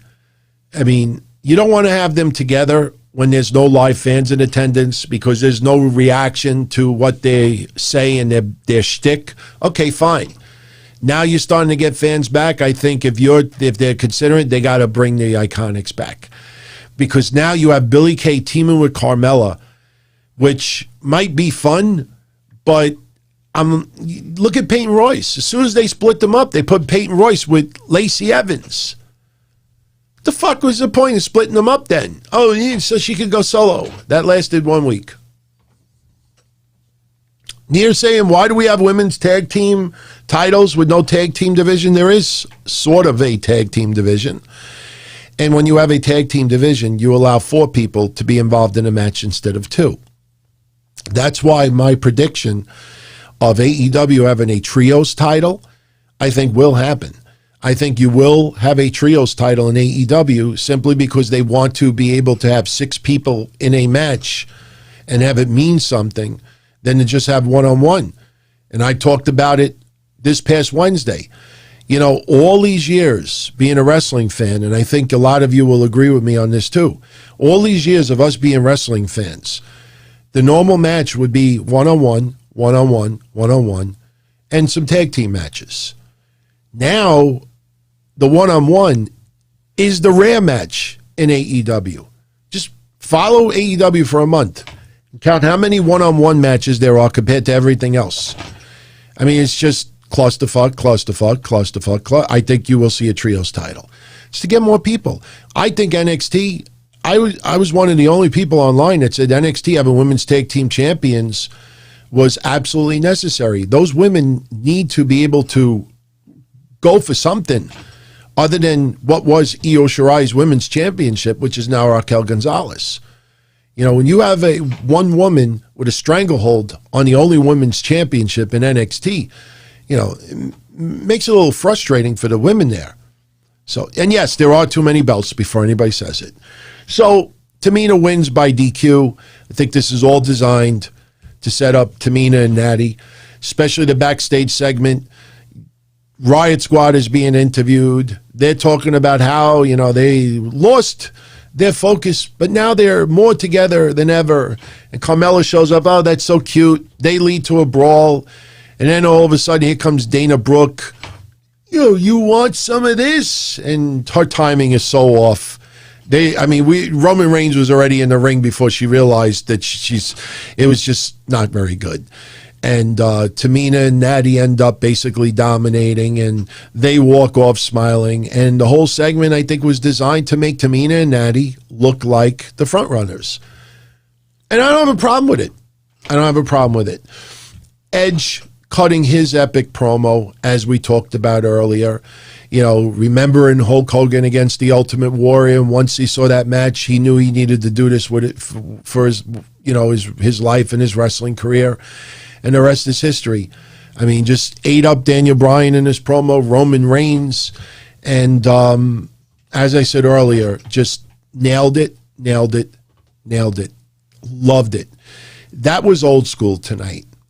Old school tonight, if you really want to go back 80s, I remember like Hogan would always cut the final promo before you go off the air. And you'd have, his opponent cut an epic promo. And then as it got later on, you would have it, with Shawn Michaels and Bret Hart, and it would go on and on and on. And, that's one thing that you have to admit was good, that there were no live fans there in attendance. Yes, they piped in stuff. I was laughing at people online saying, oh, they're cheering for Edge. No, it's piped in shit. And I've been on Thunderdome enough, and I've told you that they tell the fans, all right, everybody, get ready. All right, everybody cheer. Or let's go. Yes, yeah. They do it. They try to get the fans to do that. I said a month ago that Edge, they were going to tease that he was a heel because he can't be towards Roman Reigns or Daniel Bryan. And he's going to beat the crap out of Roman Reigns just as much as he's going to beat the crap out of Daniel Bryan. When he caused Daniel Bryan that win at the pay-per-view, everybody's like, oh my God, he turned heel. No, he's the ultimate opportunist. He was looking out for himself. And then he cuts the promo tonight. And what does WWE do? They pipe in cheers. I mean, come on. Surprised so many people didn't see that. But I did get a kick out of the Samoan Edge. I thought that was pretty funny. He demands respect. He's going to be the next world champion. We will see. 2 days from now. Andre the Giant Memorial Battle Royal. Okay, in case you're not aware of it already, these are the participants. I'll let you look at that for a second. For those with audio only, Akira Tozawa, Angel Garza, Cedric Alexander, Drew Gulak, Elias, Eric Grenmetali. By the way, there's a nice interview online with Drew Gulak. I don't remember what paper interviewed him. He is one of the persons who's really been training with Bad Bunny. And he talks about how, and I've brought it up on the shows before. I've heard from people in Florida that this guy is taking this shit so seriously. Now, I don't know how much they're actually going to let him do in the ring, but he has told people, I'm not going to embarrass, WWE and wrestling. He's really taking, Drew Gulak actually has been doing a great job with him, so he deserves a little bit of props. Elias, Eric Grenmetali, Humberto Carrillo, Jackson Riker, Jey Uso, Kalisto, King Corbin, Lindsay Dorado, Mace, Murphy, Mustafa Ali, Ricochet, Shelton Benjamin, Shinsuke Nakamura, Slapjack, T-Bar, and Tucker. What I got out of this match, honestly, let me just tell you the last 5 people who are in the match. Ali, Corbin, Ricochet, Nakamura, Jey Uso. Took no notes. What I got out of this match was watching T-Bar getting eliminated by Mustafa Ali. Yes, Murphy came to Ali's aid, and that would allowed Ali to eliminate T-Bar. Blah. They teased Kalisto reuniting with the Lucha House Party. They turned on him. Blah. Shelton Benjamin and Cedric Alexander got eliminated almost immediately. I don't know why. I mean, look, there are reports all over the place that MVP and Bobby Lashley tried to change Vince McMahon's mind about breaking up the Hurt Business, and Vince was like, no, breaking it up. I don't know if Shelton or Cedric pissed off anybody in WWE, or if WWE, I know Vince McMahon could care less about social media, but I don't know if WWE is getting mad at people with so much outcry about the Hurt Business splitting up that this is their way of saying, all right, you want to keep bringing this shit up? We're going to just eliminate them and bury them even more. And to me, it just looks like WWE is forcing these two guys to look like shit. I don't know if you all feel that way. I don't want to see Shelton and Cedric in catering. And just think about that for a minute. Shelton Benjamin has been around for, almost 20 years? Shelton Benjamin is still one of the most talented wrestlers on that roster.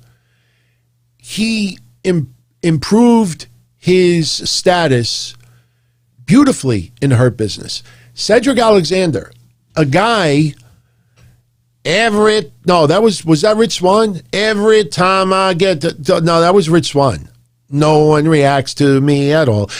Cedric Alexander, even with him, wait, did I used to do that with Cedric or Rich Swann? I'm drawing a blank right now. Which one did I do that for? I did it for Rich Swann. Yeah, I had a feeling because something tells me I would have done it, recently. But now people say, no, it was Cedric. Oh, yeah, all right. Every time I get the call, no one reacts to me at all. Every time I get the call, no one reacts. Cedric was great in the Hurt Business. It was rocky in the beginning. They were teasing dissension with Cedric and Shelton, and then they finally stopped that shit, and it was great. I don't know why they forced... I know why they want Bobby Lashley to be by himself, but they did the storyline where they were banned from ringside anyway. Just feels like WWE's trying to force that narrative, my opinion. But the one thing that annoyed me the most about this Battle Royal is something that you and I have been talking about since the end of February, or was it the end of January? Shinsuke Nakamura. You and I picked up on this right after the Royal Rumble, and it is still continuing today. It's all smoke and mirrors with Nakamura. It's not his fault. Uber talented. People want to see this son of a bitch get a title, go further. I know he got a title with Cesaro, but there was something lacking with it. We complained on New Year's Day. Why is WWE wasting Nakamura? He's not a spring chicken anymore, and the guy could still go. Then suddenly, epic match with Daniel Bryan. Getting a win. And I remember you and I talking about this like 2 or 3 weeks later, like, holy shit, they're finally doing something with Nakamura. And then we said, oh, shit. Oh, no, the Royal Rumble is coming up. And what are we worried about? Just like what they did years ago with Kofi and others. When Royal Rumble gets closer, suddenly people start getting a little bit of a winning streak because they want the suspension of disbelief that said person could win the Royal Rumble. They want people to be invested in that person. And we were afraid once that Royal Rumble ended, that as did Shinsuke Nakamura's push. Just because he's wrestling in some of the main events on SmackDown doesn't mean shit when this guy keeps losing over and over and over and over. And since the Royal Rumble, we have been talking about it almost every week. Look at this shit that they're doing with Nakamura. Tonight, it came down to Nakamura and Jey Uso. And I'm saying to myself, all right, I understand Jey Uso, main event Uso and all this stuff, but Jimmy Uso's coming back soon. And with all, the smoke and mirrors with Nakamura, this would be a nice win for him to have. No, Jey Uso gets the win. Nakamura gets eliminated last. Jey Uso wins the Andre the Giant Memorial Battle Royal. And before you could even bitch, Roman Reigns' music hits. So he comes out and Roman Reigns cuts his promo. Pisses me off, man. Pisses me off. I can't stand what they're doing with Nakamura. They're doing a good job trying to make it seem like he's one of the main eventers there. But when you actually dissect it, WWE, it feels like they have no intention on giving this guy any type of a legitimate push. Shinsuke should have won. I think a lot of people out there feel like Shinsuke should have won tonight. Hell, I would have even been fine with Ricochet or even Mustafa Ali. Mustafa Ali was very vocal about not being on Mania. Maybe you give him the win. So anyway, Roman Reigns, as we talked about earlier, cut his promo talking about WrestleMania. And look, it's only because of Roman Reigns' character. Roman Reigns probably cut the least powerful promo of the three tonight. But that's what his character is about. Calm, cool, collected, cocky, talking about, when he trains at a 12, it's easy to be at a 10, and just talking about how, he's going to win, and just putting down Edge and Daniel Bryan, and even taking some words from Paul Heyman. This is not a prediction, this is a spoiler. Royal Soldier says that Roman sounded unsure and confused. No, I wouldn't say that. I think it was just, Roman Reigns' character, is very relaxed. I mean, I don't think he smokes, but if you watch some of his promos sometimes, it seemed, it's like how one of us would talk like after we smoked, even though I don't like smoking weed, like sometimes a little too relaxed. Sometimes I think Roman Reigns, should really snap, get pissed. Look at Edge. Anybody think tonight that Edge almost was going to cry with how powerful his promo was? And that's not a bad thing. We've talked about that before, that sometimes you get so into something that your emotions, like some people, they cry and they're not sad, but they're just so riled up. Edge's promo was freaking phenomenal tonight. Memorable. Roman Reigns, like I said, that's his character. He's the champion. He has the least to prove. And that's how we go into Mania. Extreme says he started laughing when he just said something serious and then made a face like he was constipated. Yeah, but man, a lot of what Edge said was true. A lot of what Daniel Bryan said was true as well. Roman Reigns was talking more about the character, even though, he earned where he's at right now.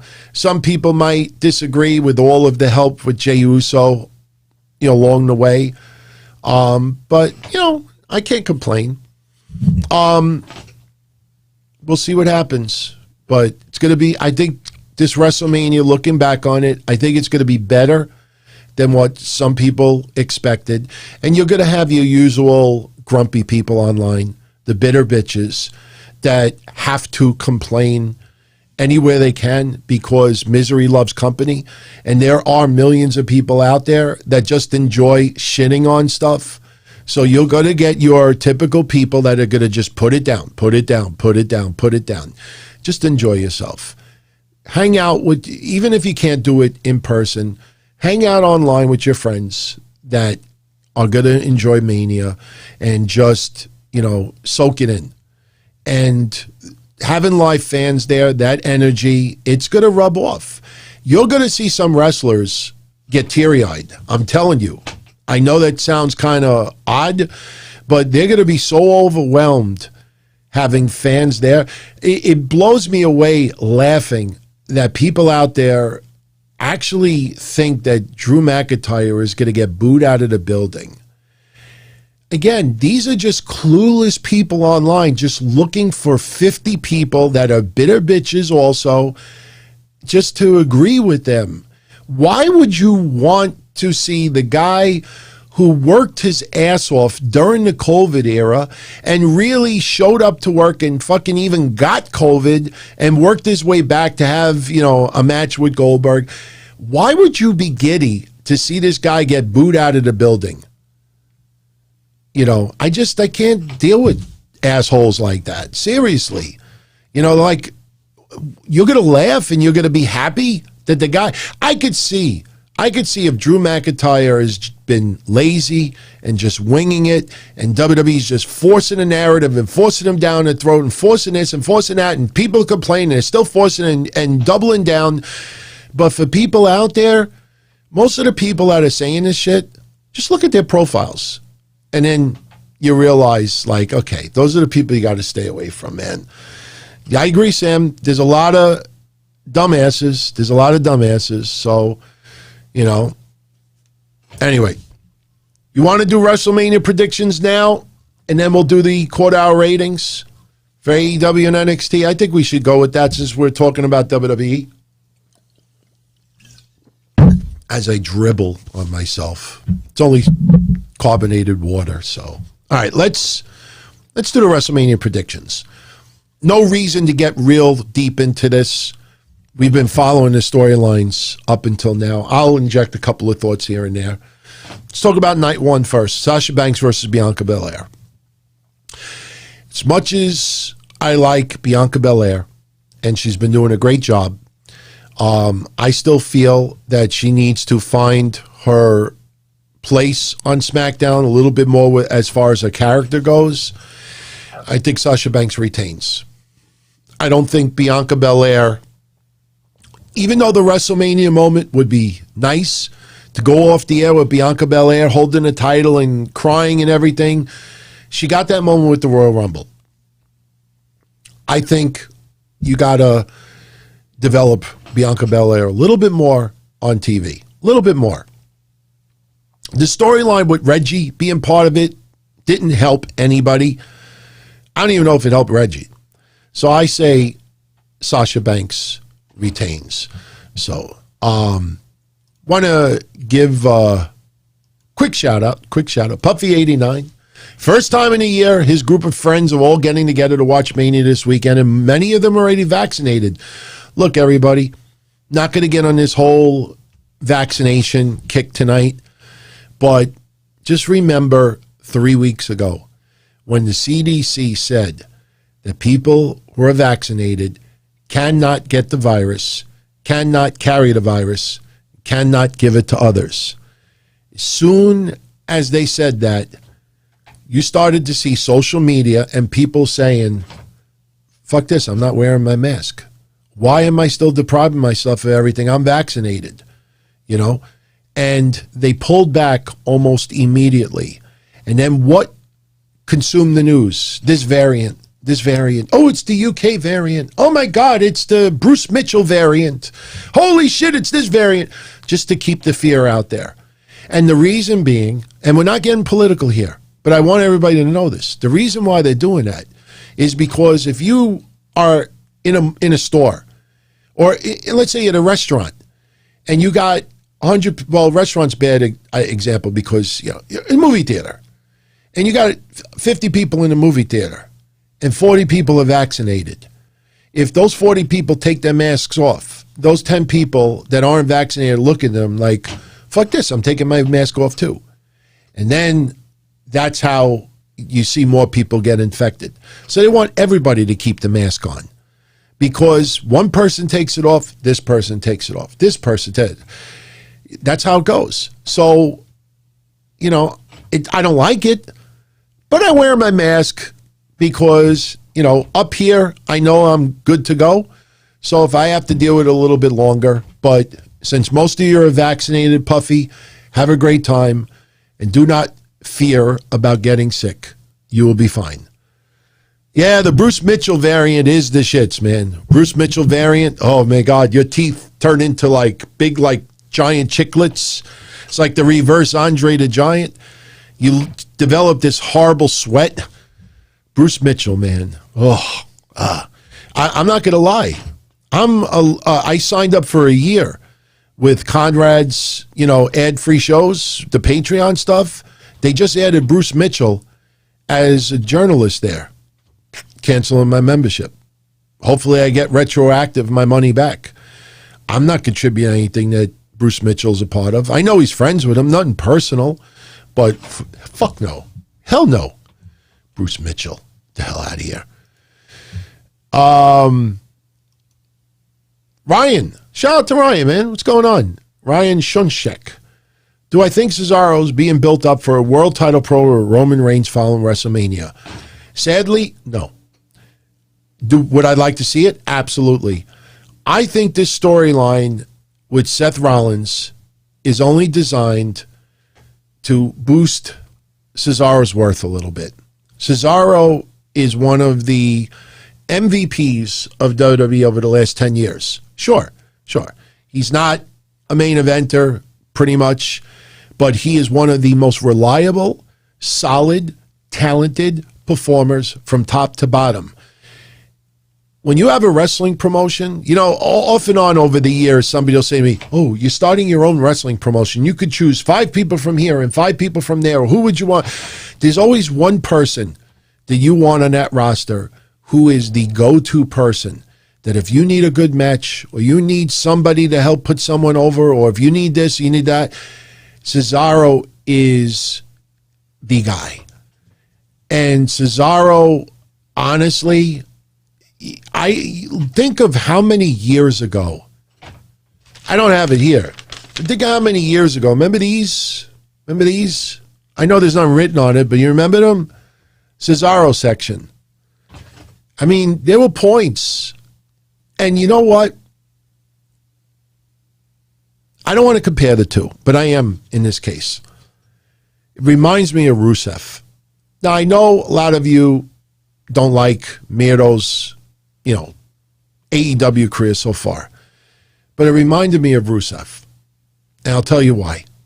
Because at one point, Rusev Day took over. Wasn't the number one thing, but took over. And people wanted Rusev push further. Rusev Day. And what did we find out later on? Vince McMahon says, those fans are not chanting for you. They're mocking you. Cesaro section reminds me so much of Rusev Day that you have fans, and yes, somebody photocopied 300 pages and gave it out to everybody, but still, you have fans in droves getting into the Cesaro section and getting into it online and really speaking out. And what did it do? Yes, he and Nakamura got tag titles, but it didn't feel like it was amounting to anything.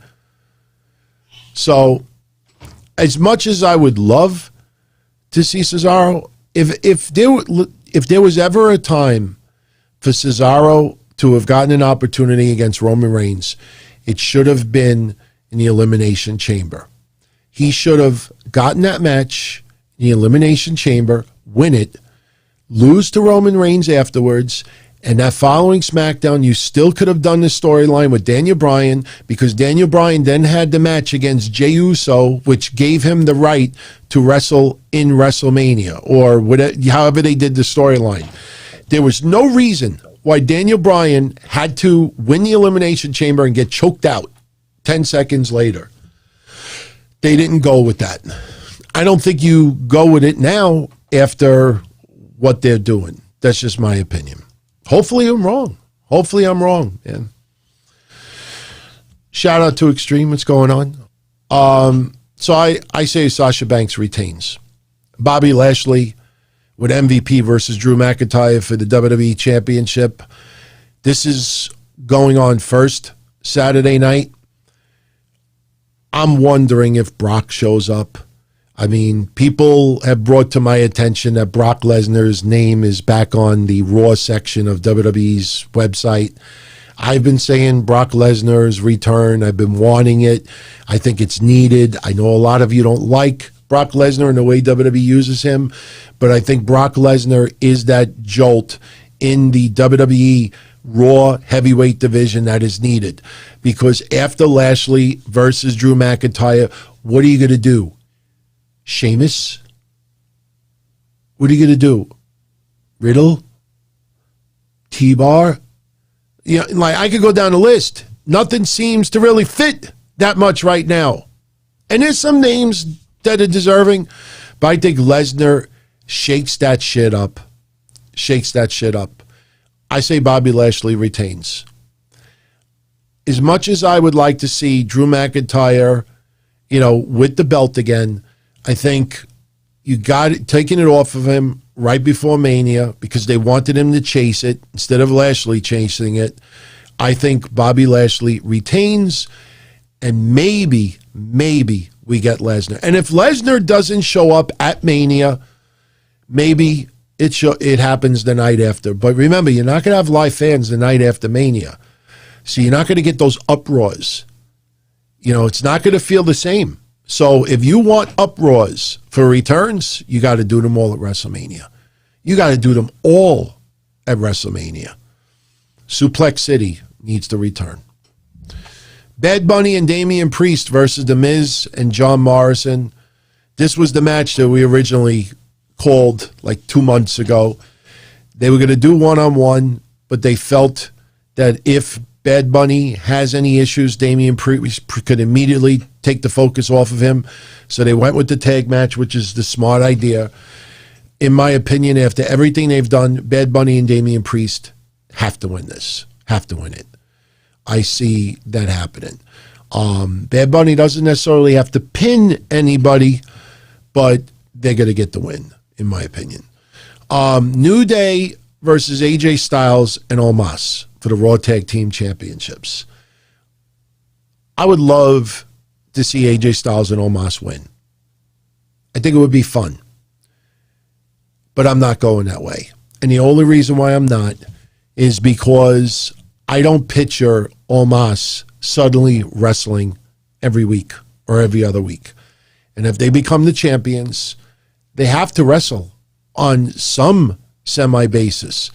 And I don't see Omos suddenly becoming I don't want to say full-time wrestler, but I don't see him wrestling that often. So as much as I would really enjoy, and if they win it, they are only holding it for a very short period of time. Very short period of time.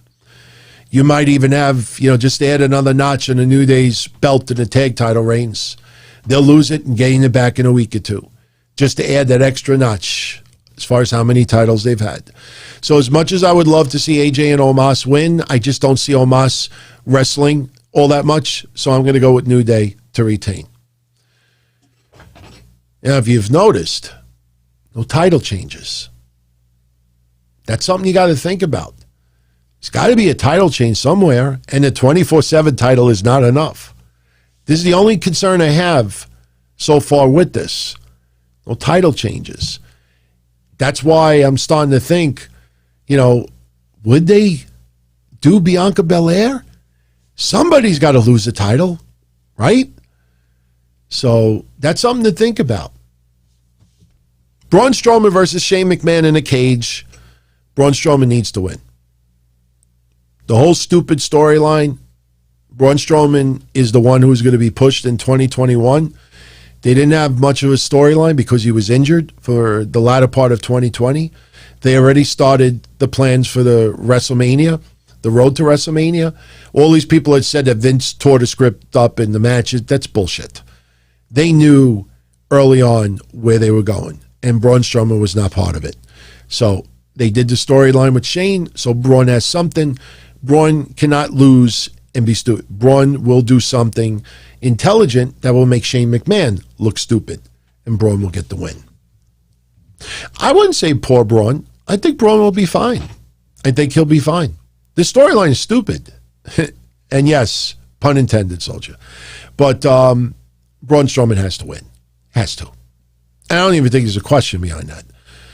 Cesaro versus Seth Rollins. Here's another one. I think Cesaro has to win as well. First singles match in his WWE career on WrestleMania. That's mind-boggling. Guy is so freaking talented, and you realize, he's been involved in tag teams. That's most of the reason why. But this whole storyline is designed for Seth Rollins to troll and troll and troll. And when you do that public service announcement tonight, Seth Rollins is just, whoever they hired for the female voice was hilarious. And he's just like, this is who you want represent. He's not a role model. Like, they did everything to put Cesaro down. And if Seth Rollins wins after all of that, it pretty much puts an exclamation point after what they did tonight. So Cesaro has to win that. Seth Rollins does not need this match. Seth Rollins has already had an awesome career. He loses no stock by losing this match. Cesaro, I think, needs this win, without a doubt. Cesaro wins. Tag team turmoil match. Whoever wins faces Nia Jax and Shayna Baszler the following night for the Women's Tag Team Championships. You have Lana and Naomi versus Dana Brooke and Mandy Rose versus the Riot Squad versus Billie Kay and Carmella versus Natty and Tamina. As I said earlier, I think everything that was done tonight was to put some thought in people's minds that Tamina is a legit threat for Nia Jax, and Shayna causing the DQ was to further that. And then the beatdowns in the back with them, I think Nia and Shayna will defend their championships against Natty and Tamina. That's where I see it going. Nothing against the other women in the match, but you don't do all that with Tamina tonight just to have them lose on Saturday. So I say Natty and Tamina win and advance. So now we go to night 2. You know, Sam, that's a great, tiebreaker that I should have done. How many Cesaro swings does he put on Seth Rollins? 22 is a pretty high number, but there's going to be some Cesaro swing going down on Saturday. And you know that Cesaro will probably do an extra 5 to 10 simply because the fans are there. And I can't wait for the fans' reactions. I've been saying for a while now, it's going to remind me of Saudi Arabia. I mean, I know a lot of people don't like those Saudi Arabia cards, but no denying it. When they first went to Saudi Arabia and the energy those fans gave, finally getting WWE in person, live, and being able to go, it's going to remind me of Saudi Arabia this weekend. So Sam says he'll take the over. I'll go with 26 swings. I'll go with 26 in the Cesaro swings. Night 2, those matches. Nia Jax and Shayna Baszler. I think they're going to face Tamina and Natty for the tag titles. Boy, somebody's got to win a belt this weekend. And again, not just the 24/7 title. I mean, I do see 2 title changes in my predictions. I'm tempted to go with Tamina and Nia and Natty to win it. I think Tamina, it's time that she gets a title. And you don't just give a title because of a long career. But you know what? Natty is talented, and yes, she is there to help other wrestlers. But maybe they're just interim for somebody else. And I think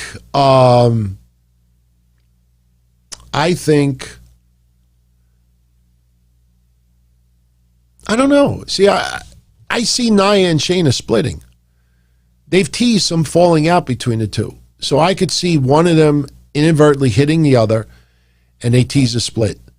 And you might see Nia versus Shayna against each other the night after WrestleMania. So I'm going to go with Natty and Tamina to win the belts. I'll go with it. Mr. Mike thinks Tamina is the worst wrestler he's ever seen. Oh, boy, you're changing my mind, my friend.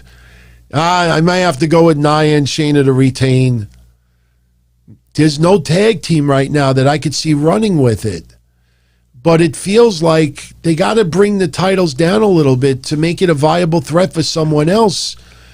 I'm going to still go with Tamina and Natty because I think of teams like the Riot Squad, and it's just not believable to see them face Nia and Shayna. I look at all the women's tag teams, and there's virtually nobody unless some people come up from NXT. So I'm going to go with Tamina and Natty. Probably going to be wrong, but I'll go with them. Riddle defending the United States Championship against Sheamus. I like Riddle. Compared to a year ago, very surprised how much I like Riddle. But Sheamus has done great. He's at the tail end of his career, and he's still doing 110%. And now they're doing the dumb birds thing with Riddle and everything. I'm just a little sick of Riddle with this championship. He doesn't need the title. The way they do his character, doesn't even realize he's a champion. I want Sheamus to take that title. I want Sheamus to beat Riddle, become the champion. Kevin Owens versus Sami Zayn with Logan Paul in his corner. I say Kevin Owens wins. Sami Zayn is pissed off. He maybe wants Logan Paul to do something and it backfires, or he doesn't want to do it at all. And I think Logan Paul ends up knocking out Sami Zayn. So I'm going to go with Kevin Owens to win, and then we'll see probably something between Logan Paul and Sami Zayn. You don't bring up his boxing and show them shirtless in a boxing ring today if a punch is not planned, in my opinion. So I'm going to go with Kevin Owens to win. Wow, a lot of us are in agreement with everything so far. I think the women's tag match was the only one that was a lot of dispute. Interesting. Big E versus Apollo Crews for the IC title. It is a Nigerian drum fight. I tell you, I really enjoy Big E's career right now. He's finding it, and his promos have been spot on, and he's great in the ring, obviously. I feel Big E versus Roman Reigns is the bigger picture for the summer, and Apollo Crews has done a phenomenal job. And I think you got to reward that. I don't want to have it that, and Apollo Crews' own match, Big E beats him. I think that hurts Apollo Crews more than you realize. So I'm going to go on a hunch, and I'm going to go with Apollo Crews to defeat Big E and become the IC champion. I'm going to go with that. The Fiend versus The Fiend with Alexa Bliss versus Randy Orton. I am just baffled with this match. Seeing a monster point to the WrestleMania sign, and that same night he had a mic in his hand. Those are two things that I thought was awful. It's nice to see the Fiend back. I just don't know where they're going to go with this. I mean, it's not any gimmick match. There's no stipulations. It's not cinematic. After everything, you have a straight-up wrestling match. Does anybody agree with me when I say that's ass backwards? You go from setting someone on fire to a regular match? Am I missing something here? I think that is stupid, but I'm intrigued at the same time, saying to myself, okay, I can't wait to see how they try to pull this off. Then I don't think they're going to change it at the last minute. Just in storyline, they're going to be dressed to wrestle. It's going to. Oh yeah, there's definitely going to be some wackiness, but how do you go from setting someone on fire backwards to a regular match? Usually it starts at a regular match, then it gets escalated a little bit, then it escalates a little more, and then it gets escalated. Okay, he gets set on fire, he comes back, and then you got to have the big blow-off match, and it's usually the biggest stipulation of them all. No, we go with a regular match. Anyway, I'm going to go with The Fiend to win. Even though Randy Orton kind of is the baby face, because remember, Alexa Bliss was fucking with him. You got to have a little sympathy. Randy Orton puking Hershey's chocolate syrup. I don't know, man. I'm hoping this match is good, but I'm just totally confused with the idea that it's a regular match. So, yeah, I don't think you're going to see Randy Orton punting Alexa Bliss. Yeah, I don't see that. But, yeah, Joe Charlie, he pointed at the sign, Bray Wyatt, with John Cena. But John Cena didn't burn his fucking ass alive. And then he comes back from being burned, and he's all burnt to a crisp, holding a microphone, pointing to the sign. Different scenario.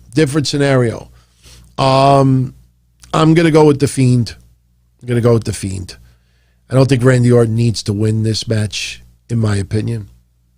Alexa might eat an RKO, but I'm still going to go with The Fiend winning. Asuka versus Rhea Ripley for the Raw Women's Championship. I brought this up on Tuesday, got a real big response about it, and I'm finally getting to share with you here. Does anybody out there feel like Rhea Ripley don't take this the wrong way, is she impersonating Charlotte? What I mean by that is, doesn't it feel like Rhea Ripley's attack on Asuka was meant to be for Charlotte? And because Charlotte is not wrestling at Mania, that they decide, okay, we'll put Rhea Ripley in that spot. And Rhea Ripley, all of her antics seemed like that was meant for Charlotte. But now Rhea Ripley is doing that. That's what it feels like to me. Because Rhea Ripley was one of the top baby faces in NXT. And I'm not feeling this, this turn. I mean, of course, she wants to win the Raw Women's Championship.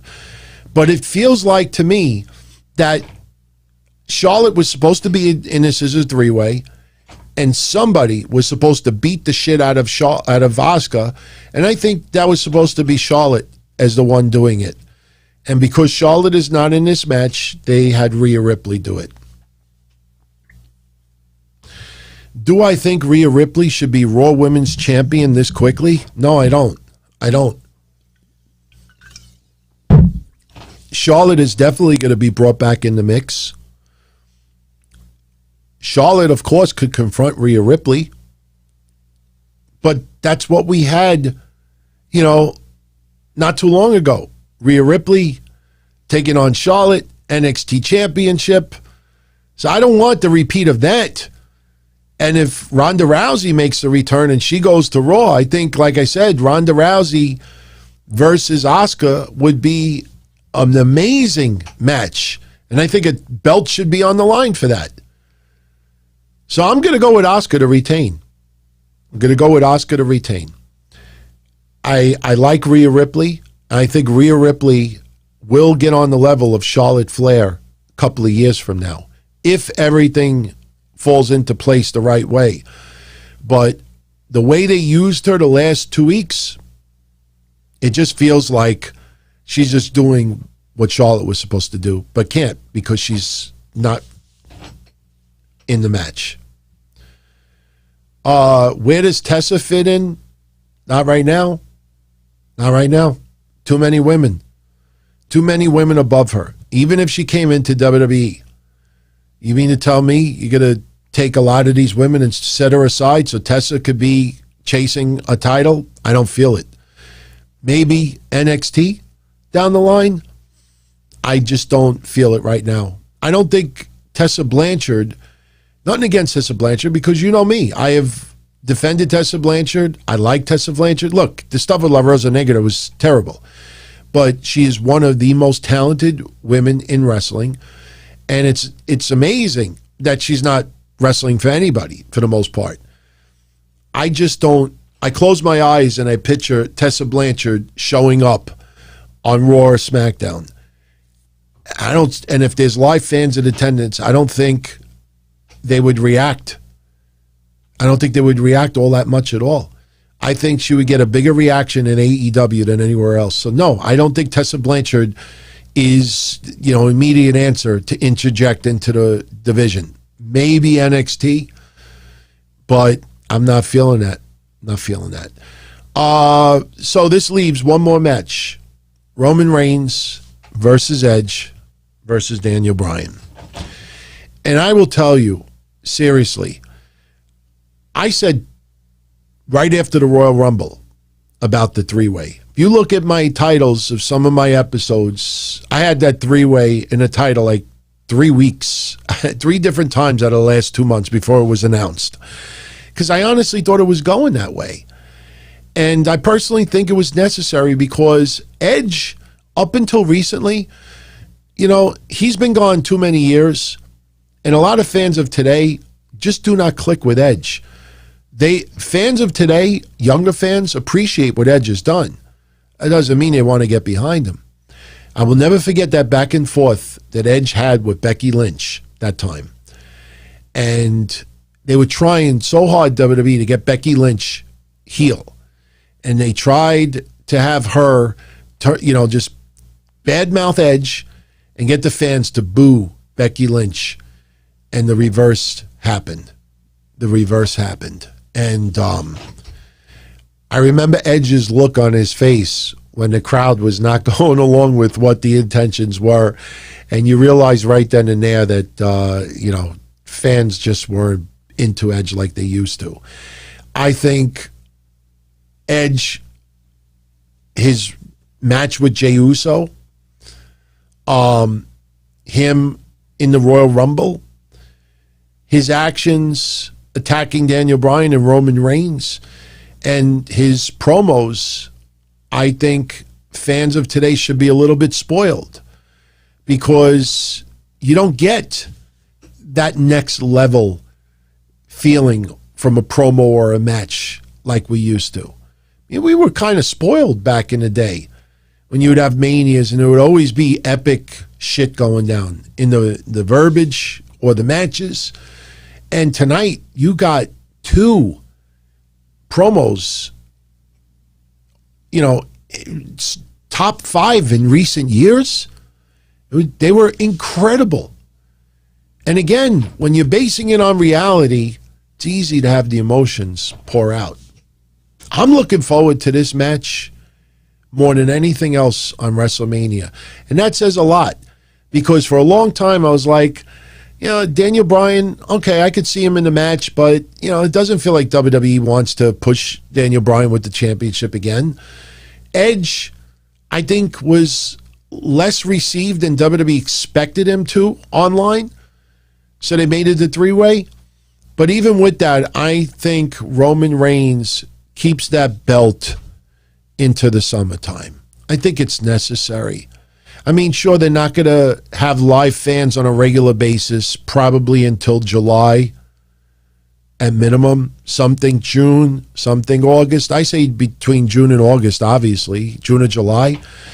You might get some fans here and there. I mean, once you open it up and the more people get vaccinated, the closer you are to that. I think you need, some live fans buying tickets, wanting to see someone take that title off of Roman Reigns. And I still think of Big E versus Roman Reigns as the money match. If Edge becomes champion, who is he feud with? He has another match with Daniel Bryan? Is he going to fight anybody else on the roster? It doesn't feel that way. If Daniel Bryan wins the championship, who's going to challenge Daniel Bryan other than those 2 guys? Do you think of anybody? Nobody comes to mind. Who? Seth Rollins?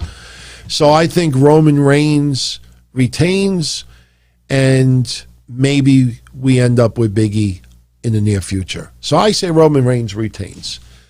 So that is your WrestleMania predictions. Again, we'll probably see some 24/7 title changes in the process. Anybody out there think that Hulk Hogan could become a 24/7 champion for a few moments? How would the fans react to that? I don't know. You know what? Big T thinks that Logan Paul will win the 24/7 title. I don't think so.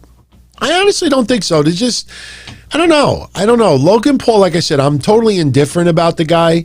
I feel that his role there is to just knock out Sami Zayn after the match is over. I don't know. It doesn't feel like Logan Paul gives a shit about the 24/7 title. It's just me. So Darren says beneath Hogan. I think right now Hogan would be thankful for anything.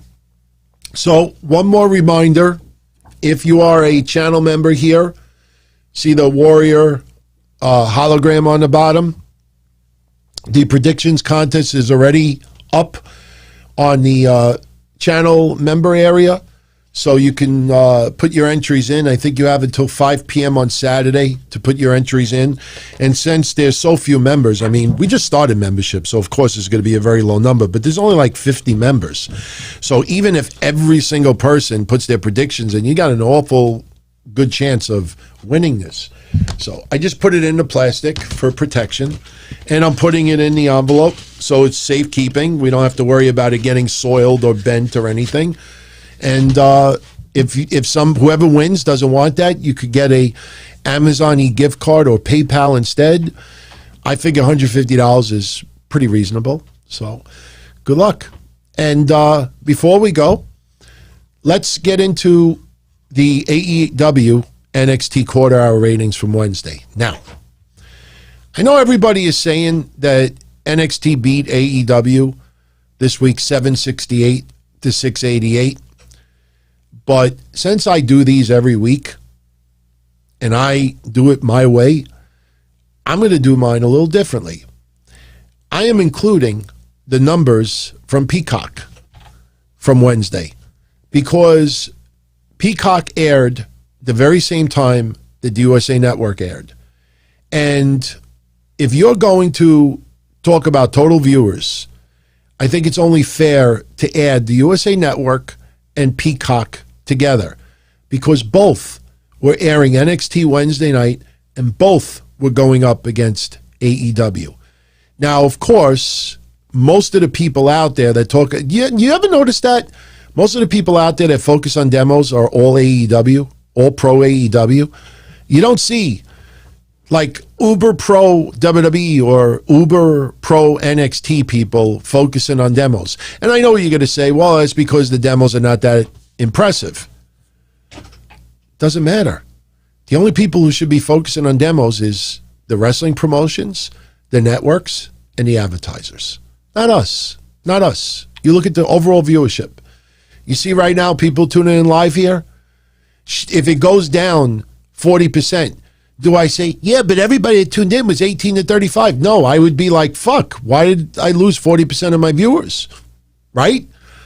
So I am going to give you Peacock and USA Network combined. And when I get into this, you're going to be like, look, let's give AEW credit. AEW has whipped NXT's ass many times over the last year and a half plus. But it is, and yes, it was a special themed episode Wednesday with TakeOver. But you have to admit, when I get into this, NXT whipped AEW's ass in the ratings this week. Some of these quarter hours are going to be very interesting to break down. So, the actual number this week, NXT beat AEW in the ratings, 872,000 to 688,000. Let's get into AEW first. Shout out to Sev V. Just joined the family. What's up, my brother? Thank you very much. And, you know, if you participate in the contest, good luck. Seriously. I hope you win. For real. Shout out to you, my friend. All right. AEW. Hour 1, 673. Hour 2, 704 for a composite of 688. Not very good if you think about their standards, especially hyping up Mike Tyson. You got Christian now and Sting, and here we go. Quarter 1, Adam Hangman Page versus Max Caster to determine who is ranked number 1 in the rankings for AEW. That first quarter hour did 691,000 viewers. Quarter 2, which was the interview with the Death Triangle, which was interrupted by Best Friends and the Alien, and half of Chris Jericho's promo, cutting his promo about the Pinnacle. That quarter hour increased 37,000 viewers to 728,000. Quarter 3, Christian and Taz backstage. Remember, Taz wants Christian to join Team Taz. And the first half of Jurassic Express versus Bear Country, that quarter hour dropped 68,000 viewers to 660,000.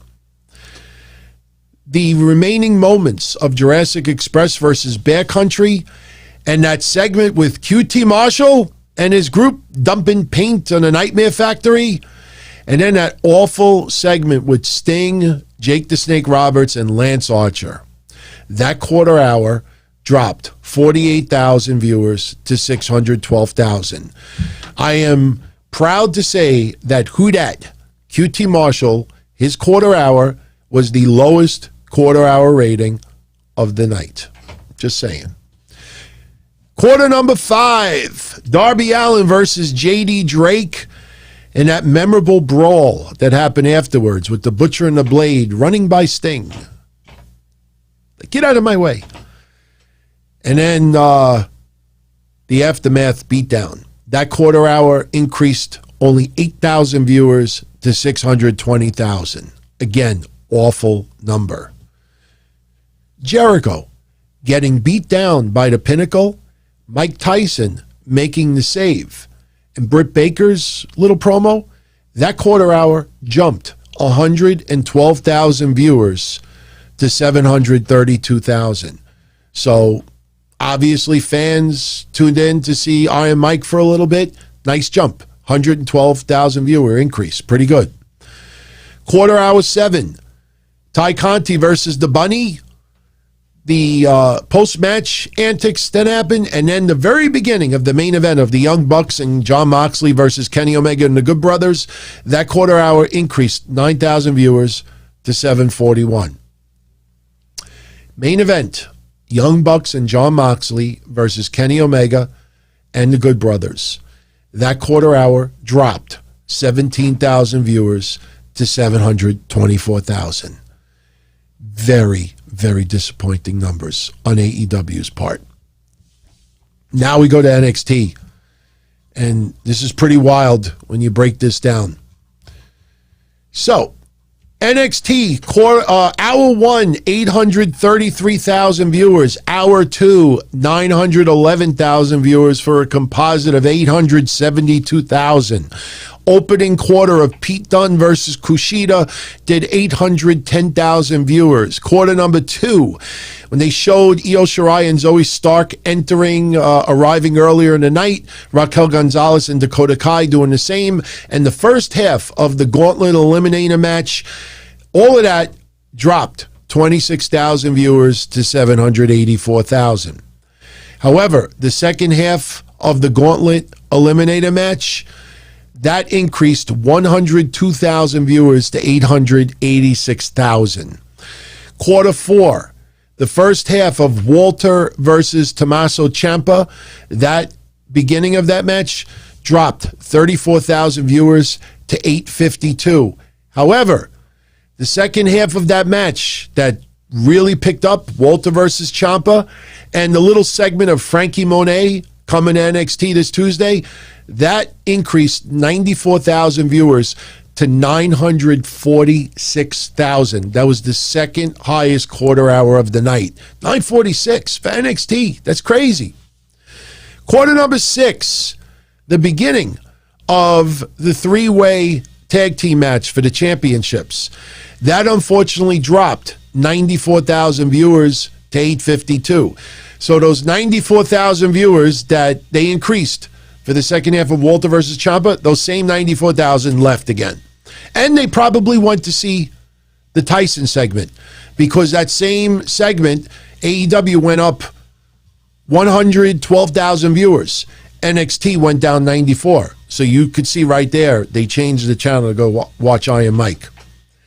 Quarter number 7, the second half of the tag team title match with MSK winning the belts, that increased slightly, 3,000 viewers to 855. So again, we can't really judge MSK yet, but Legado del Fantasma, Grizzled Young Veterans, once again, unimpressive numbers. No increase. First half of that match dropped almost 100,000 viewers. The second half only regained 3. So overall, that tag team match didn't fare all that great overall for the night. Everybody did a good number, but the tag match couldn't maintain the viewers. Now we go to the main event. Raquel Gonzalez versus Io Shirai. And before that, the announcers went over night 2 of TakeOver. And remember, there was a little bit of an overrun with Io Shirai and Raquel Gonzalez as well. But for that final quarter, get this, Io Shirai and Raquel Gonzalez did 991,000 viewers, an increase of 136,000. Now, when you compare that to AEW, their match, Raquel Gonzalez and Io Shirai did 267,000 viewers more than Kenny Omega and the Good Brothers versus Jon Moxley and the Young Bucks. That's insane. And you notice now, Raquel Gonzalez, her quarter hours are just peaking. I mean, NXT TakeOver is a little bit special because of the circumstances and the hype behind it. But if you follow me every week, we take notice. Raquel Gonzalez consistently, great numbers, great numbers, great numbers. Io Shirai as well. Io Shirai has opened NXT episodes, she's closed NXT episodes, and she's done some pretty fine numbers as well. But that for all of you out there that are really into Io Shirai, Raquel, and the NXT women's division, you should be very, very happy with that number, because I don't have Meltzer's numbers in front of me, but Meltzer pointed out that the overrun did it over 1 million. Might have even got close to 1.1 million viewers. I mean, you can't do any better than that. And now each company goes unopposed. So yes, for people that asked, I'm still doing the quarter-hour breakdowns, even though they're unopposed, because we will still monitor what wrestlers keep trending downward and which ones trend upward. But very, very interesting. Now, people asked me to start doing this about a month ago, and I have been doing it, and I want to do it now so you could get an idea. This is what each quarter hour looked like head to head. I'm going to give you NXT's number first, since they beat AEW every quarter. You know, of course, some of these sites are only going to show the USA Network number, so they can say, oh, AEW won the third quarter, and this. No, you add it up. NXT beat AEW every quarter. And trust me, I'm not one of those that's gloating about that. I like both companies. I like both shows. I want to enjoy both. But we definitely should recognize when NXT really impresses with a number like this. This is pretty huge. So check this out. NXT's number will be first when I get into these. NXT versus AEW, quarter one, 810 to 691. Quarter two, 784 to 728. That was the closest AEW ever got to NXT that night. Quarter two, 784 to 728. Quarter three, 886 to 640. Quarter four, 852 to 632. Quarter five, 946 to 620. Quarter six, 852 to 732. Quarter seven, 855 to 741. Quarter eight, 991 to 724. So, yeah, Raquel is a legitimate badass. You can't help but be happy for her, because for the last 9 months, you could see it being her putting everything together. And she trains her ass off. I mean, you're starting to find out like a little bit of behind the scenes as far as how much work she's been putting in.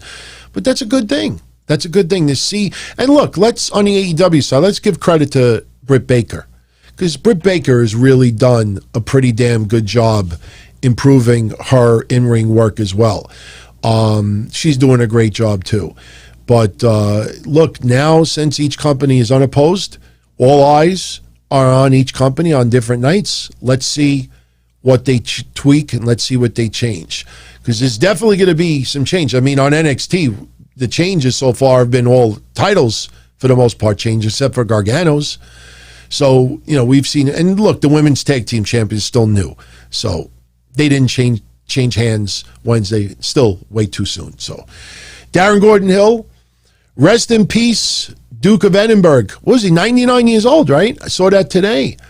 And happy WrestleMania weekend. He's wishing to everybody tuning in. Ain't no two-night WrestleMania, and he hopes SoFly wins the contest. He officially withdraws. Darren, you could enter the contest, and you could give him the prize if you want. That'd be awfully nice for you. Look at what Edwin G did 2 weeks ago. I think it was Edwin G. He won the Thursday prize and then gave it to Dream 101. And Dream 101 had a choice of taking the Carrying Cross sign photo or the prize wheel. That was Edwin's. And Dream 101 took the prize wheel and won $160. And I don't know if Dream is still live right now. He'll tell you. I sent him the cash, and he's spent it wisely. So, but cool, man. Seriously. I love the vibe here. Seriously. I love that everybody here is not grumpy cats, because that is so easy to go in that narrative. And, you know, I'm not politically correct, but I try to keep things positive and look forward to better things. Because if you have a positive outlook, whether it's going into Mania or going into something else, I mean, obviously we keep things in perspective. If something sucks, we'll talk about it. But you go into something with a positive outlook, you know, you tend to like things a little bit more, in my opinion. So, Crazy Cruiserweight, QT Marshall's new stable is called The Factory. Well, if they get the lowest ratings within the next 2 months, they should call them the Unsatisfactory. I like that. Seriously, we might have to call them the Unsatisfactory. Unsatisfactory numbers for The Factory. The Factory. What? AEW, too many factions. Too many factions. I mean, add up. Yeah, I'm going to do that this week. I'm going to add up every single person that appears on NXT, whether it's a wrestler or a manager, whatever. I'm not going to include the announcers and the referees, but I'm going to add up Tuesday every person that appears on NXT together, and then I'm going to add up every person that appears on AEW. I'm only going to count people once, but I want to see what kind of difference. Something tells me NXT's AEW's the number of people is going to be almost 2-1, almost 2-1. And look. Maybe you give AEW a little credit that they want to give a little something for everyone, but still, you have to start trimming this roster a little bit. I mean, I understand politically correct during COVID, you don't want to cut jobs and everything like that, but, they're pissing away money on some people. They need to start, downsizing a little bit. Maybe with house shows returning, maybe they can keep it a little bit, but they have to start trimming a little bit, and they got to start focusing on less people. So, Randall Barnes, what's going on, Randall? I know a little bit late on the shout out, but I know he's tuning in. So with that said, everyone, we're at 2 hours and 15 minutes. Hey, Benjamin, when you have the money the Cons have, you can blow a little bit. When you get a $155 million deal from TNT, you could blow a little bit, but it gets to a point where you have to really start, putting it together. And not for nothing. Look, I got to say this before we go. I got to say this. Impact Wrestling, give them credit for this week. Impact Wrestling was on Thursday night. They went up against NXT TakeOver Night 2. Do you know what Impact Wrestling's number was Thursday night? And I'm checking this for mistakes. Because remember, I think it was last week, people were reporting that Impact did 38,000 viewers, which I knew was wrong, and it was wrong. But this number is the opposite.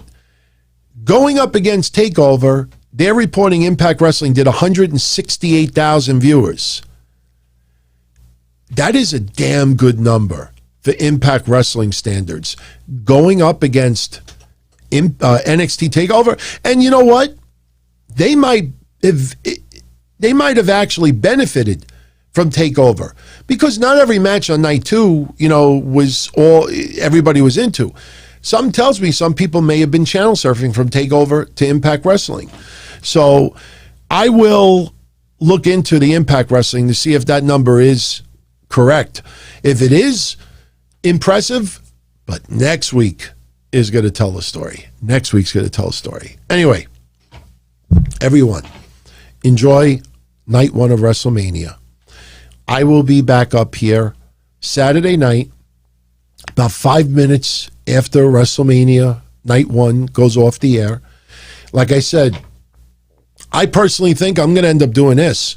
No joke. I think I'm going to do this. I think I'm going to just put a regular screen up and put the chat log on the left side like we did the last 2 pay-per-views. I mean, looking at nice graphics and everything is cool and everything, but we want to just talk about Mania. So I might just do that tomorrow, but the chat room screen will be on view for everyone, so you could speak up and vent and talk about what you liked and disliked, and everybody will see it as well. But have a great night. Enjoy night 1 of Mania. If you're around, you're welcome to join me Saturday night, 5 minutes after WrestleMania goes off the air. We'll get into night 1. And then Sunday, 5 minutes after night 2 goes off the air, I will be right back here once again covering that as well. We'll split it in half because, get yourself comfortable because we're going to be in for some long ass wrestling over the weekend. But I'm telling you, if Becky makes a return, if we get some other surprises, we were talking about Brock earlier, who knows, maybe Charlotte shows up. I don't know about Ronda Rousey. That's always a possibility. We may see a couple other names make a surprise. We may see some swerves, some turns. Could end up being a really, really fun weekend. Will it be, for the record books and one that we'll remember years from now? We'll remember little moments from it. But I think overall, I think we're going to enjoy Mania. So everyone, if you're going to be there, stay safe, enjoy yourself, and avoid social media as much as possible, or just communicate with your friends, because there's going to be a ton of jealous people out there looking to call you super spreaders, looking to put you down. Just enjoy yourself and have fun. For everyone else like me who are going to be watching it from home, have a great time. I will be online. I'll probably even open this chat room early Saturday so we could chat a little bit during the show as well. And then join me 5 minutes after we go off the air, or WrestleMania goes off the air, and I'll be here for your Mania recap. So everyone, I guess one more time, if you enjoyed the show, smash that like button. That helps me more than you know, because the more that happens, the more YouTube recommends the show to others. And if you're around Saturday, join me. Everyone, thank you as always. Thank you for the support. And I will catch you Saturday night, right after night one of WrestleMania. Take care, my friends.